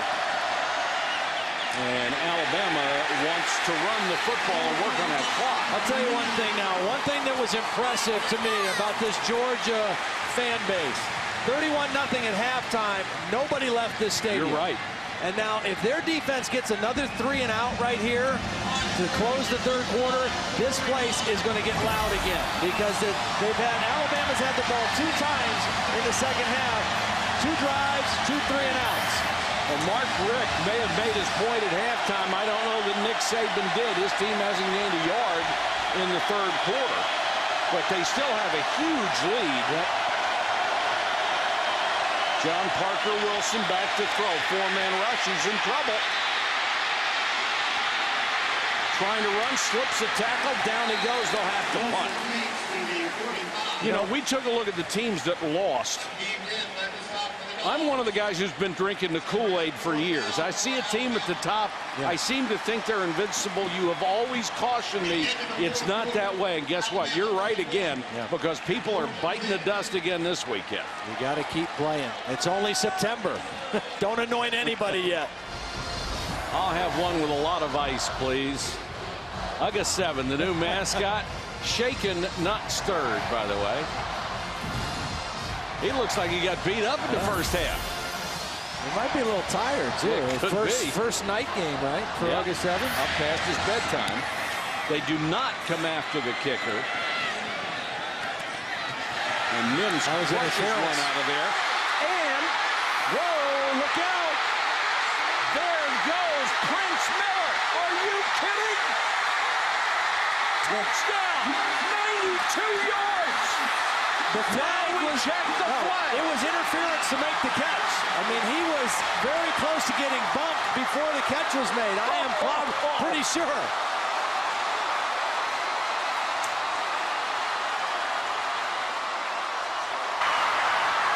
Full catch interference. Number 24, kicking team. Filters the time. The Georgia coaches are in the box right next to us. They're going crazy. The Bulldogs on the sidelines are going crazy. Mike Patrick, we got ourselves a football game again. I thought this was a mistake. I figured they had to go for the kick block. Goodbye. Just had to beat Mims, and he did it. A 92-yard punt return for a touchdown.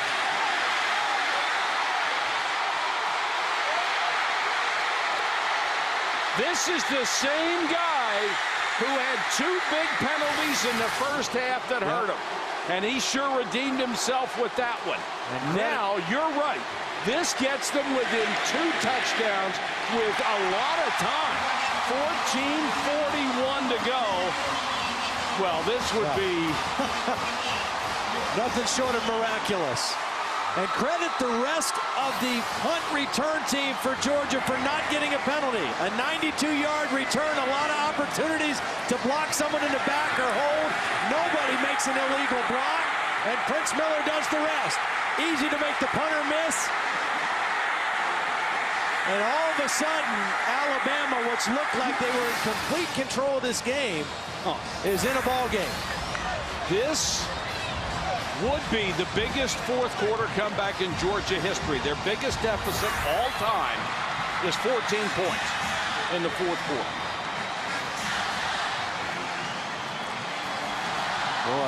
Boy, Nick Saban was upset after that last one. He was pleading his case to one of the officials.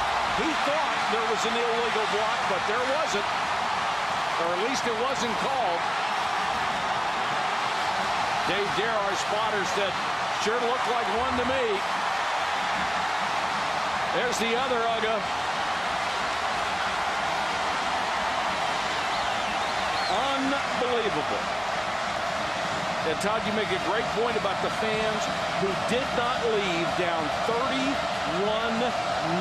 at the half. Alabama does not have a first down in this half. And now it appears they are going to need one. Well, let's go back and take one last look at the punt return. It's kind of a moot point now because there was no call, but this might have been what Nick Saban thought was a penalty. Watch right here. It could have been close to a block in the back, but I think the man covering actually turned into it as well. But nonetheless, the call stands no call, and Georgia with another chance for their defense to make a play. You've got to be kidding. First half, Alabama 5 possessions, 5 scores. Third quarter, 3 possessions, 3 3-and-outs. Coffee dragging tacklers with him. He is a good, hard runner. He's not a guy who's going to break a 70-yarder on you very often, but he drives in there. And he's healthy. You know, last year, when he was healthy, he played well for Alabama. And it's interesting, you talk to the Georgia coaches, and they said, this guy doesn't look anything like the guy that we played against last year. I mean, he is running harder, he's running stronger. He runs kind of upright, different than his backup Ingram, but he is a tough, hard-nosed runner. 2nd and 6. Can Georgia's defense rise up? Pass complete. Jones across midfield. 2 tremendous freshman wideouts in this game. And we talked about some of the guys that Georgia is missing in this game that were hurt.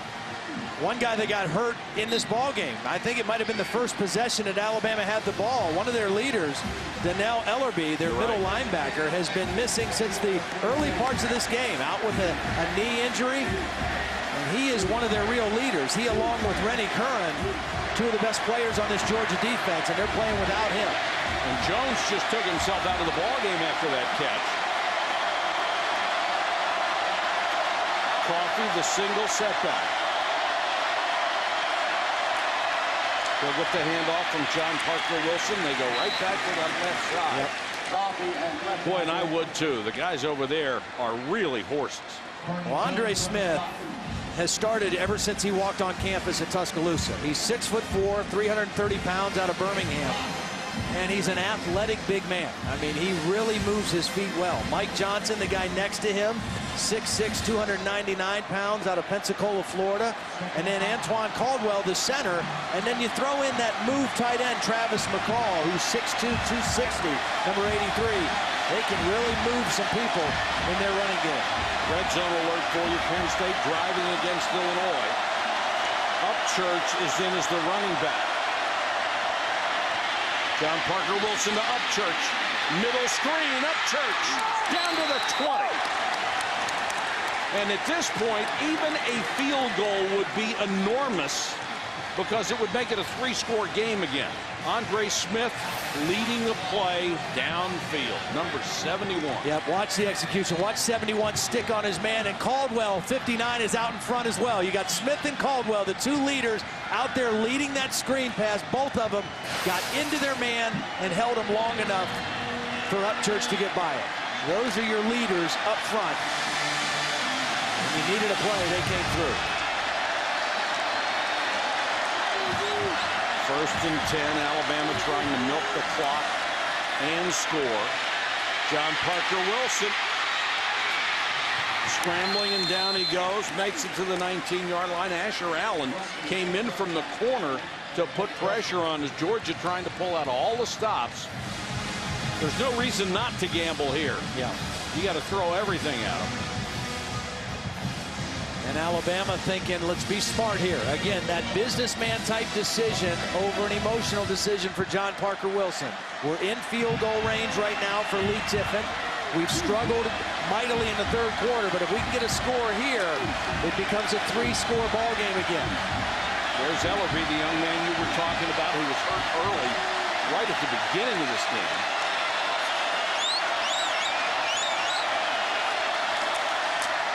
Coffee swallowed up in the middle of that defense. Georgia's been much more stout in the 2nd half. Brandon Wood led the charge there. Holly, what do you have? Well, the Georgia defense is already down one linebacker, but right now Rennie Curran, their real stalwart, has had to go to the sidelines. He's been having cramps for about the last quarter and a half. He's been over on the sideline actually pouring cups of water on the backs of his hamstring. He's been cramping up. You see him over there trying to get some liquid, but they miss him right now because they're already down one starting linebacker. And Georgia is going to have to burn a timeout on defense. We have 10:34 to go. This is a critical drive. All right, Reese, thanks very much. And you get the feeling Penn State's going to have to be dealt with this year. Pretty good ball club. This is a huge play here. I wouldn't be surprised to see Alabama run the football here. Maybe a draw play. Upchurch is the back. Nice call. And Upchurch down to the 15-yard line. The ball came loose. I don't see anybody saying it was down. Nobody has. Well, now they are. Here It looked like he line. was down. I thought so, too. Yeah, it looked like he was down, but I didn't see anybody stopping it. The umpire, I think it was the umpire who was standing right beside it. He did not make the call.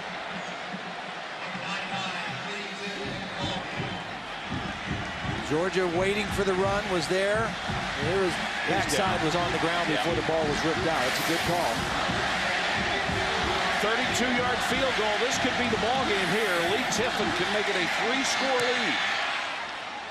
Hooked it. Is it good? Yes. Just got it inside the post. Well, how close was that?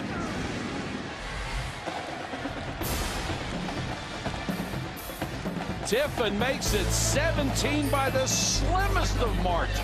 Well, that was a huge drive for the Alabama football team. They gained 1 yard in the 3rd quarter. That's Joe Pendry, the offensive line coach here at Alabama.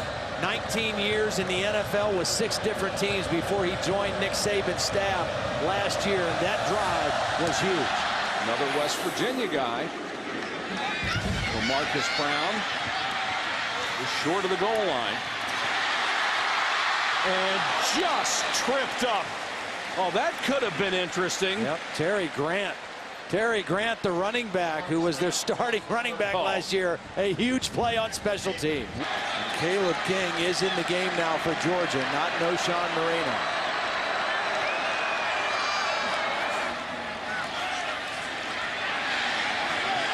Stafford deep sideline, had Massaquoi open and missed him. Tipped away by Rashad Johnson.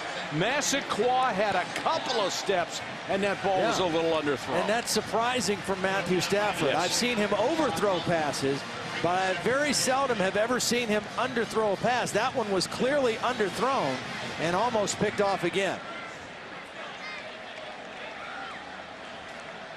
Well, right now as a quarterback, you almost have to have that feeling that I've got to be perfect from now on.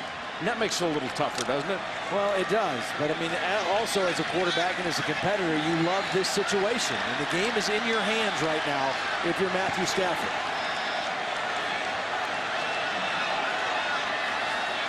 Comes the blitz. Looked like 7 guys coming. The pass intended for Massaquoi.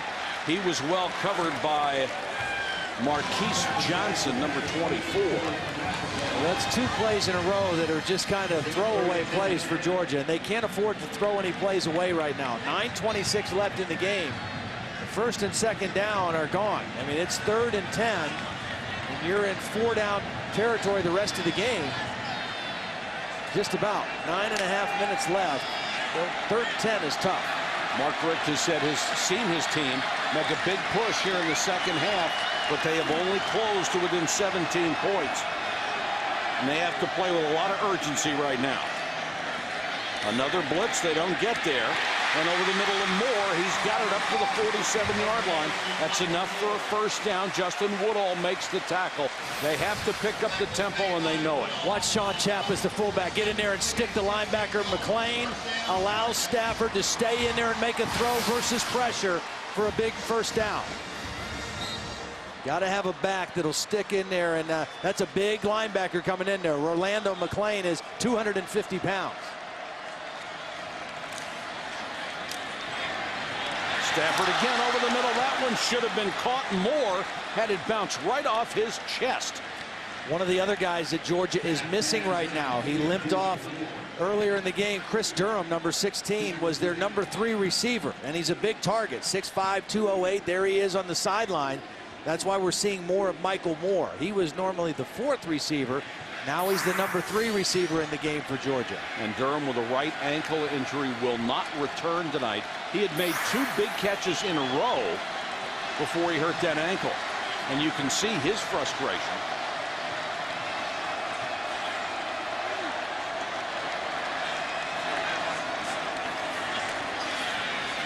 Stafford, little pump fake and then throws. Wow. How about that for a catch? Well, Moore drops the easy one. Yeah. Has it bounce right off his chest, has to go up and snatch that one. Well, Marquise Johnson thinks he has an interception. I mean, he falls back into this, and Moore just takes the ball right from him. Again, you see the arm strength of Stafford, though. I mean, he just zips that ball. I mean, that certain guys, the ball really comes out of their hand in a special way, and Stafford's one of those guys. He was a huge recruit out of Dallas, Texas, where he was a superstar in that football-crazy high school state. Stafford again. This one is incomplete. That was intended for his tight end, and that should be a hold or interference. What happened was the umpire had his back to the play, and he didn't see it. It was in his area, but the line judge did see it and is going to make the call on defensive holding. That's good work by the official. Rolando McClain, the inside linebacker, looked like the guilty party. And that'll stop the clock at the 8:35 mark. Anything that stops the clock is good for Georgia. Pass interference, number 25, defense. Penalty is first down and spotted foul. Rolando McClain is right here, and he's going to be going against a wide receiver. That's a tough matchup for a middle linebacker, and it's a little out fake that McClain bid on, and when the receiver came back in, he just instinctively reached out and grabbed him with his left hand. And McClain is saying, again, I never touched that. Right. Well, never laid a glove on him. He's a wideout. I'm a middle linebacker. Cut me a little slack. That's right. I'm doing the best I can.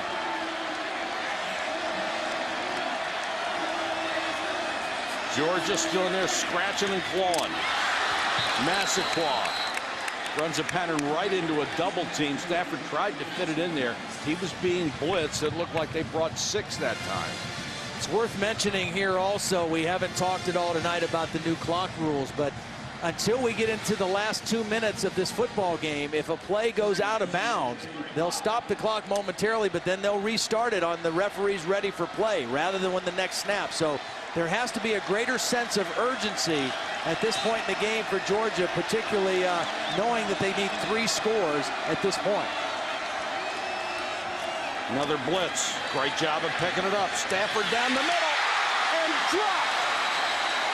That ball should have been caught inside the 10-yard line. Again, it's Moore, and Stafford got that one in there somewhere. Somehow, that was a great throw. Well, Javier Arenas doesn't give up on the play, number 28. He reads the receiver's eyes, and he keeps his left arm in there and just fights the ball away. Arenas never saw the ball, but he read Michael Moore's eyes the entire way, and when he saw the receiver go for the ball, he got his left hand in there and knocked it away. That was a beautiful play by Arenas. Yes, it was.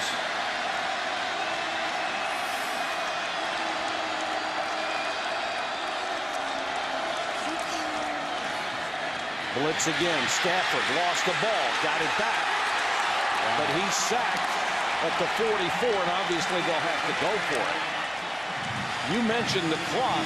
Once you get down to 2.5 minutes, if you're out of timeouts, the game is over. Well, brought pressure, and Stafford tripped. And when he tripped, he lost his balance, he lost his vision down the field. And it brought up a very, very difficult situation. I mean, it's one thing to go incomplete on 3rd and 10, but to take a sack. Georgia has to use its second timeout. 34-17, Alabama leads Georgia. The last gasp for the Bulldogs could be right here.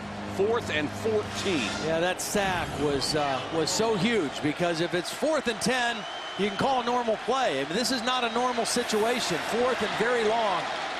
Alabama, you can see 3 deep safeties already. They're going to concede a short throw. Not going to give up the deep one. They are right on the first down marker. Check it, it's 4th and 18. Stafford steps up, throws over the middle. Caught, and that should be a first down. Oh my what goodness. a throw and what a catch by A.J. Green, right off the grass. I wasn't sure he got enough on it, but there is a flag down in the area of holding. And they're walking back that way. Number 61, offense. 10-yard penalty from the previous spot. Replay 4th down. That's Ben Jones, the freshman center. Anytime a center is on an island with no help from a guard, it's tough. If that nose guard has a two-way go, can go left or right, it's hard for a center. Neither guard is blocking anybody, and neither one helps the center, and Ben Jones does the only thing he can do to try to protect his quarterback. One of those guards should have probably stepped down to help the center. That was really an odd-looking blocking pattern there. And Georgia, again, 76 yards in penalties, have hurt themselves all year long. Now it's 4th and a $25 cab ride.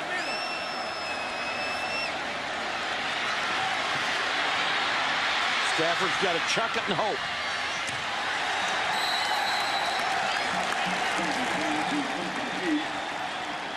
Well, certainly without that hold, things would have gotten more interesting again, wouldn't they? Well, the sack on 3rd down, the holding penalty, just mistakes. You know, they've fought valiantly here in the second half. They won the 3rd quarter, hands down, but they were in such a hole after the first half. They just couldn't afford to make any mistakes in the second half, and they've made a few here in the 4th quarter. You know, Ben Jones really acquitted himself exceptionally well tonight, because they left him one-on-one a lot of times, did not get help. And now Alabama knows all it has to do is run the ball. The standard is higher at Alabama. We refer you to the 1894 school yearbook when they said our first coach, E.B. Beaumont, was 2-2. We therefore got rid of him. And except for the Bear, they have been doing it ever since. And Bo Garrett, our producer, is absolutely thrilled that the Phillies are in. Reese Davis is an Alabama guy, too. Ooh, happy night. Our director, Scott Johnson, is thrilled that the Reds are still in Cincinnati. John Parker Wilson wants to throw Upchurch on the screen. Oh, what a move. Upchurch, 20, 15. I was shocked by that. Yeah.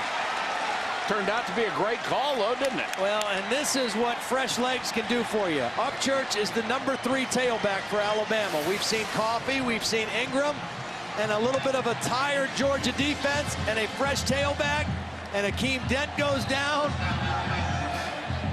And Rennie Curran. Geno Atkins got to John Parker Wilson at the end of that play and dumped him right on his behind. Down to 5:15 and counting. What a big play.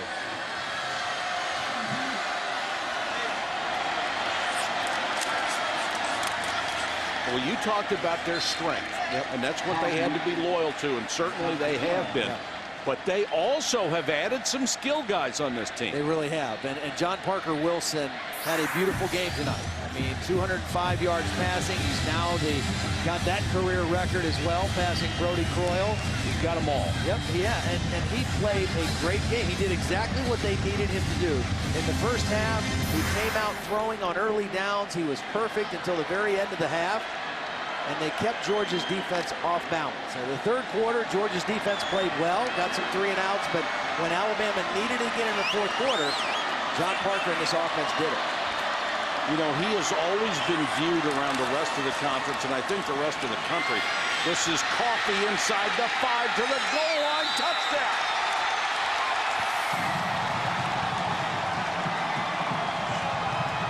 I think John Parker Wilson has always been looked at as a guy who was, he's pretty good, but I think he has surpassed that evaluation. I think so. I think this year he has really made a big stride.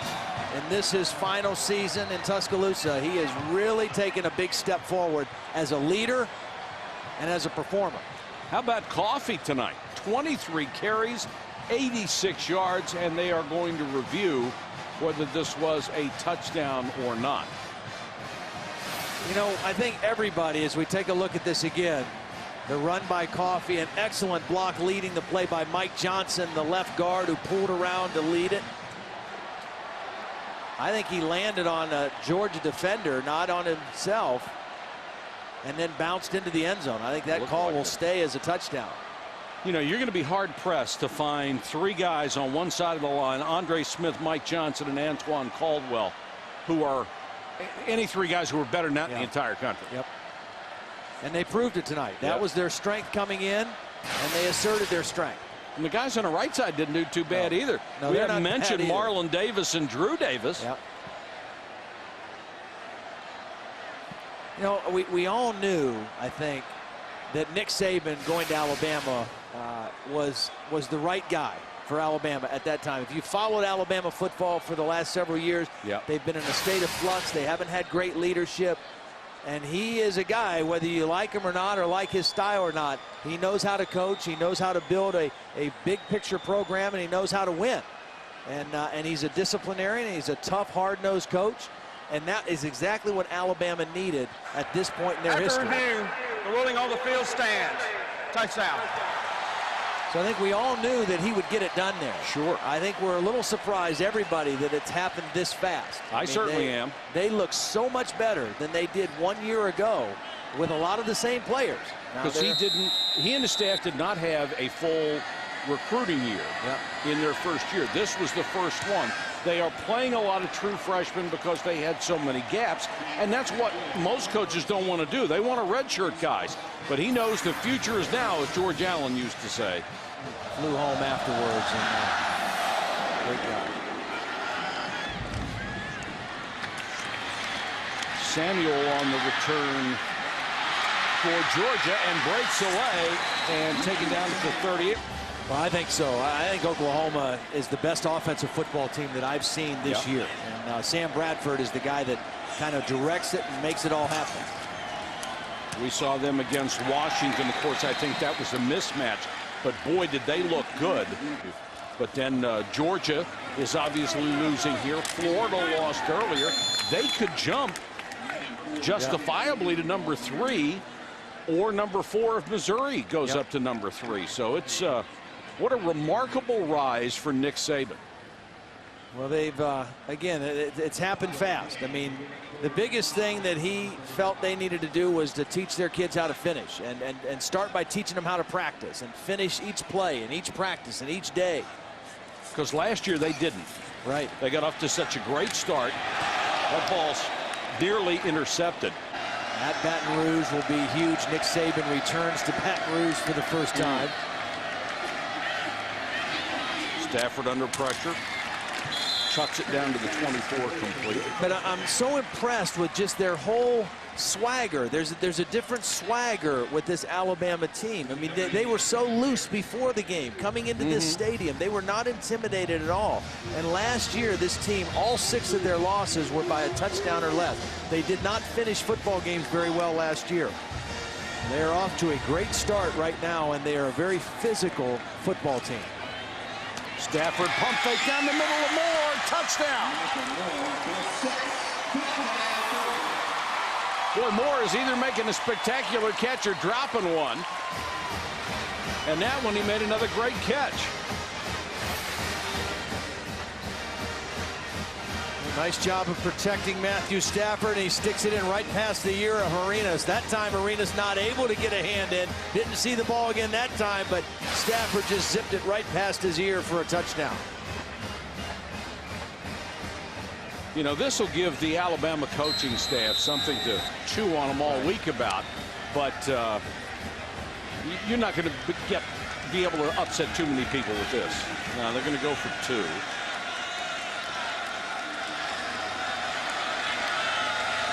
And of course, this would make it a 16-point game if you're still thinking about miracles.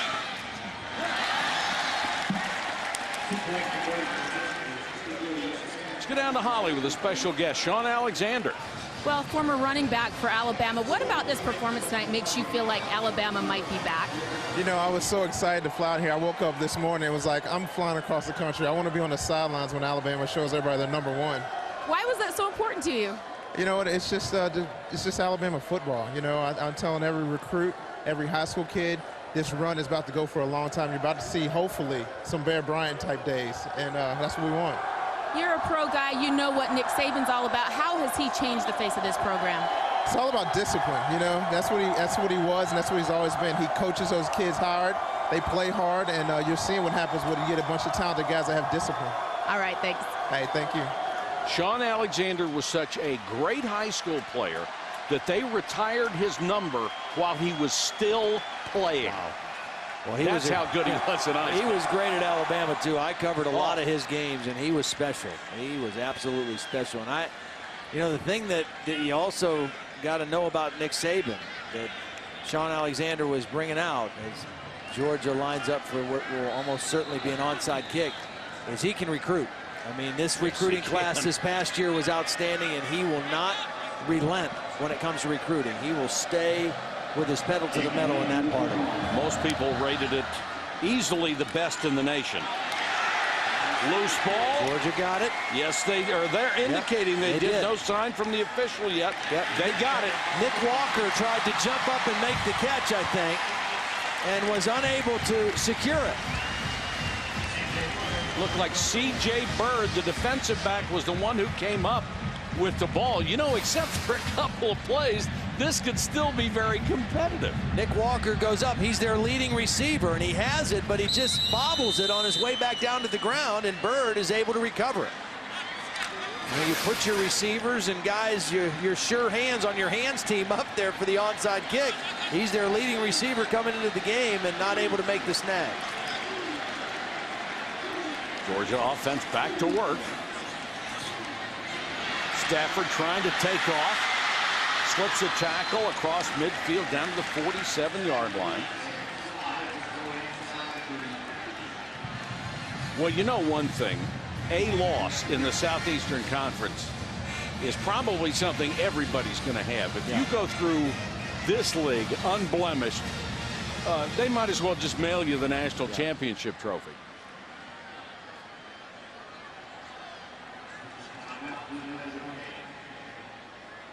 Although I'm drinking the Kool-Aid again, aren't I?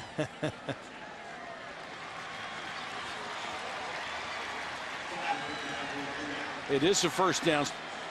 Yikes. They have the shining star in Southern California, and then they lost.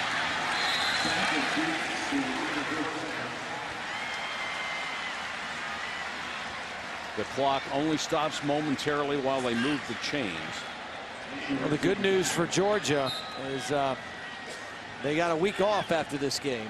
A chance to get some of their guys healthy and back on the field. Lost a couple tonight, have played without a couple that possibly could get back. Roderick Battle, not sure what his situation is at defensive end. Here's the stat provided by Mark Fredrickson. 5 weeks into the season, there is not an undefeated team left in the Pac-10 of the ACC. And I've never seen the ACC down this far.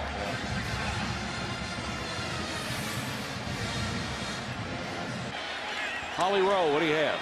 Well, you know, after that USC loss, Georgia quarterback Matthew Stafford actually called Mark Sanchez, the USC quarterback. He said, hey, keep plugging. We were in the national championship conversation with 2 losses last year. Keep plugging. He'll need his own advice this week. Yeah, maybe Mark will call him. Yeah, I would think so. This one's over the middle, batted away. Good play by Rashad Johnson, who's had several good plays in this ball game. Pass was intended for Kenneth Harris.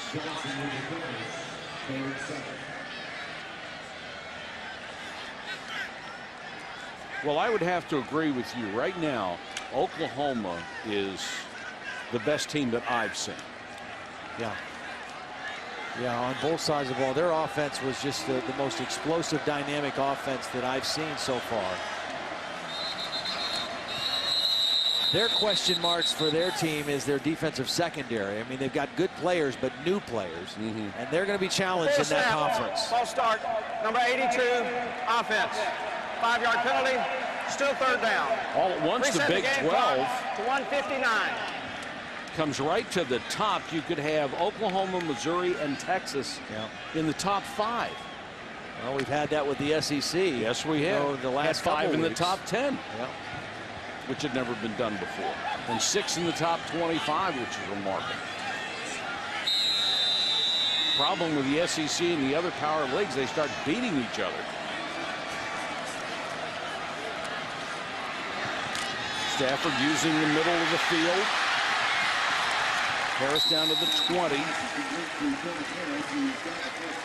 Of course, that's what the defense tries to do, funnel you toward the middle, where you can't get out of bounds to stop the clock, and where they have more help.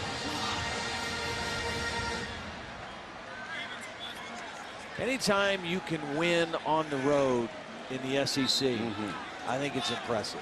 To me, one of the things that sets the SEC apart from the other leagues is not just the talent of the players, but how difficult all the venues are to go and play in this league.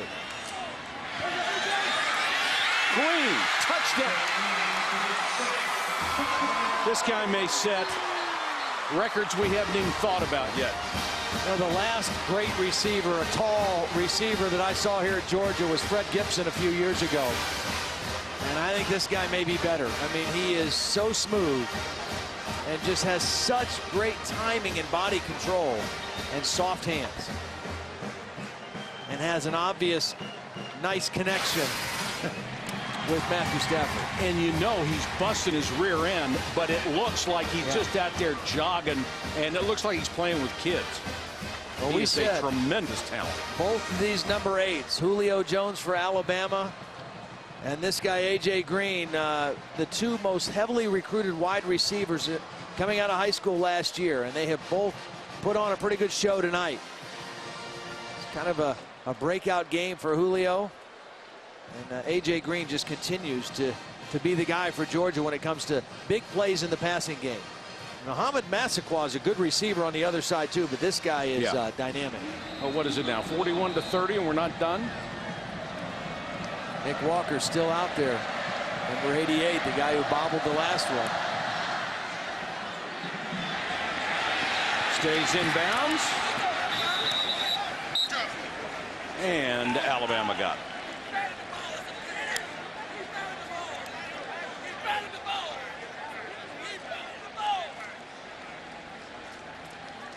Georgia out of timeouts. A couple of kneel downs how to take care of this, and Nick Saban and his team will get out of here in front of 93,000 people. And like you said, you went on a road in this league and on blackout conditions at night in prime time in front of 93,000. You've done so. Absolutely. I mean, that's the difference with this league. I mean, with the exception of maybe Vanderbilt doesn't have a 90, 85, 90,000 seat stadium, but most of the teams in this league have big stadiums and they're all sold to capacity, and they're all hard places to get to. I mean, it is a tough place to get in and play. So you come here and win on the road. That's impressive. It's particularly hard at Georgia this week because there's no gasoline in the state. We're all going to run out of gas about a mile from the Atlanta airport tomorrow, except for you. You've got the bus. Loaded up with diesel and ready to roll. John Parker Wilson, one of the stars of this game. He was spectacularly good. He was. Great decision-making, great accuracy throwing the football. Never got flustered, never lost his composure. And Jim McElwain, I really think the offensive coordinator, his first year at Alabama, came from Fresno State, was the quarterback coach for the Raiders the year before that. I think he did a masterful job calling this offense tonight and keeping Georgia's defense, a very talented, fast defense, completely off balance. He did exactly what you pointed out early in the ball game that you need to do against a Georgia defense.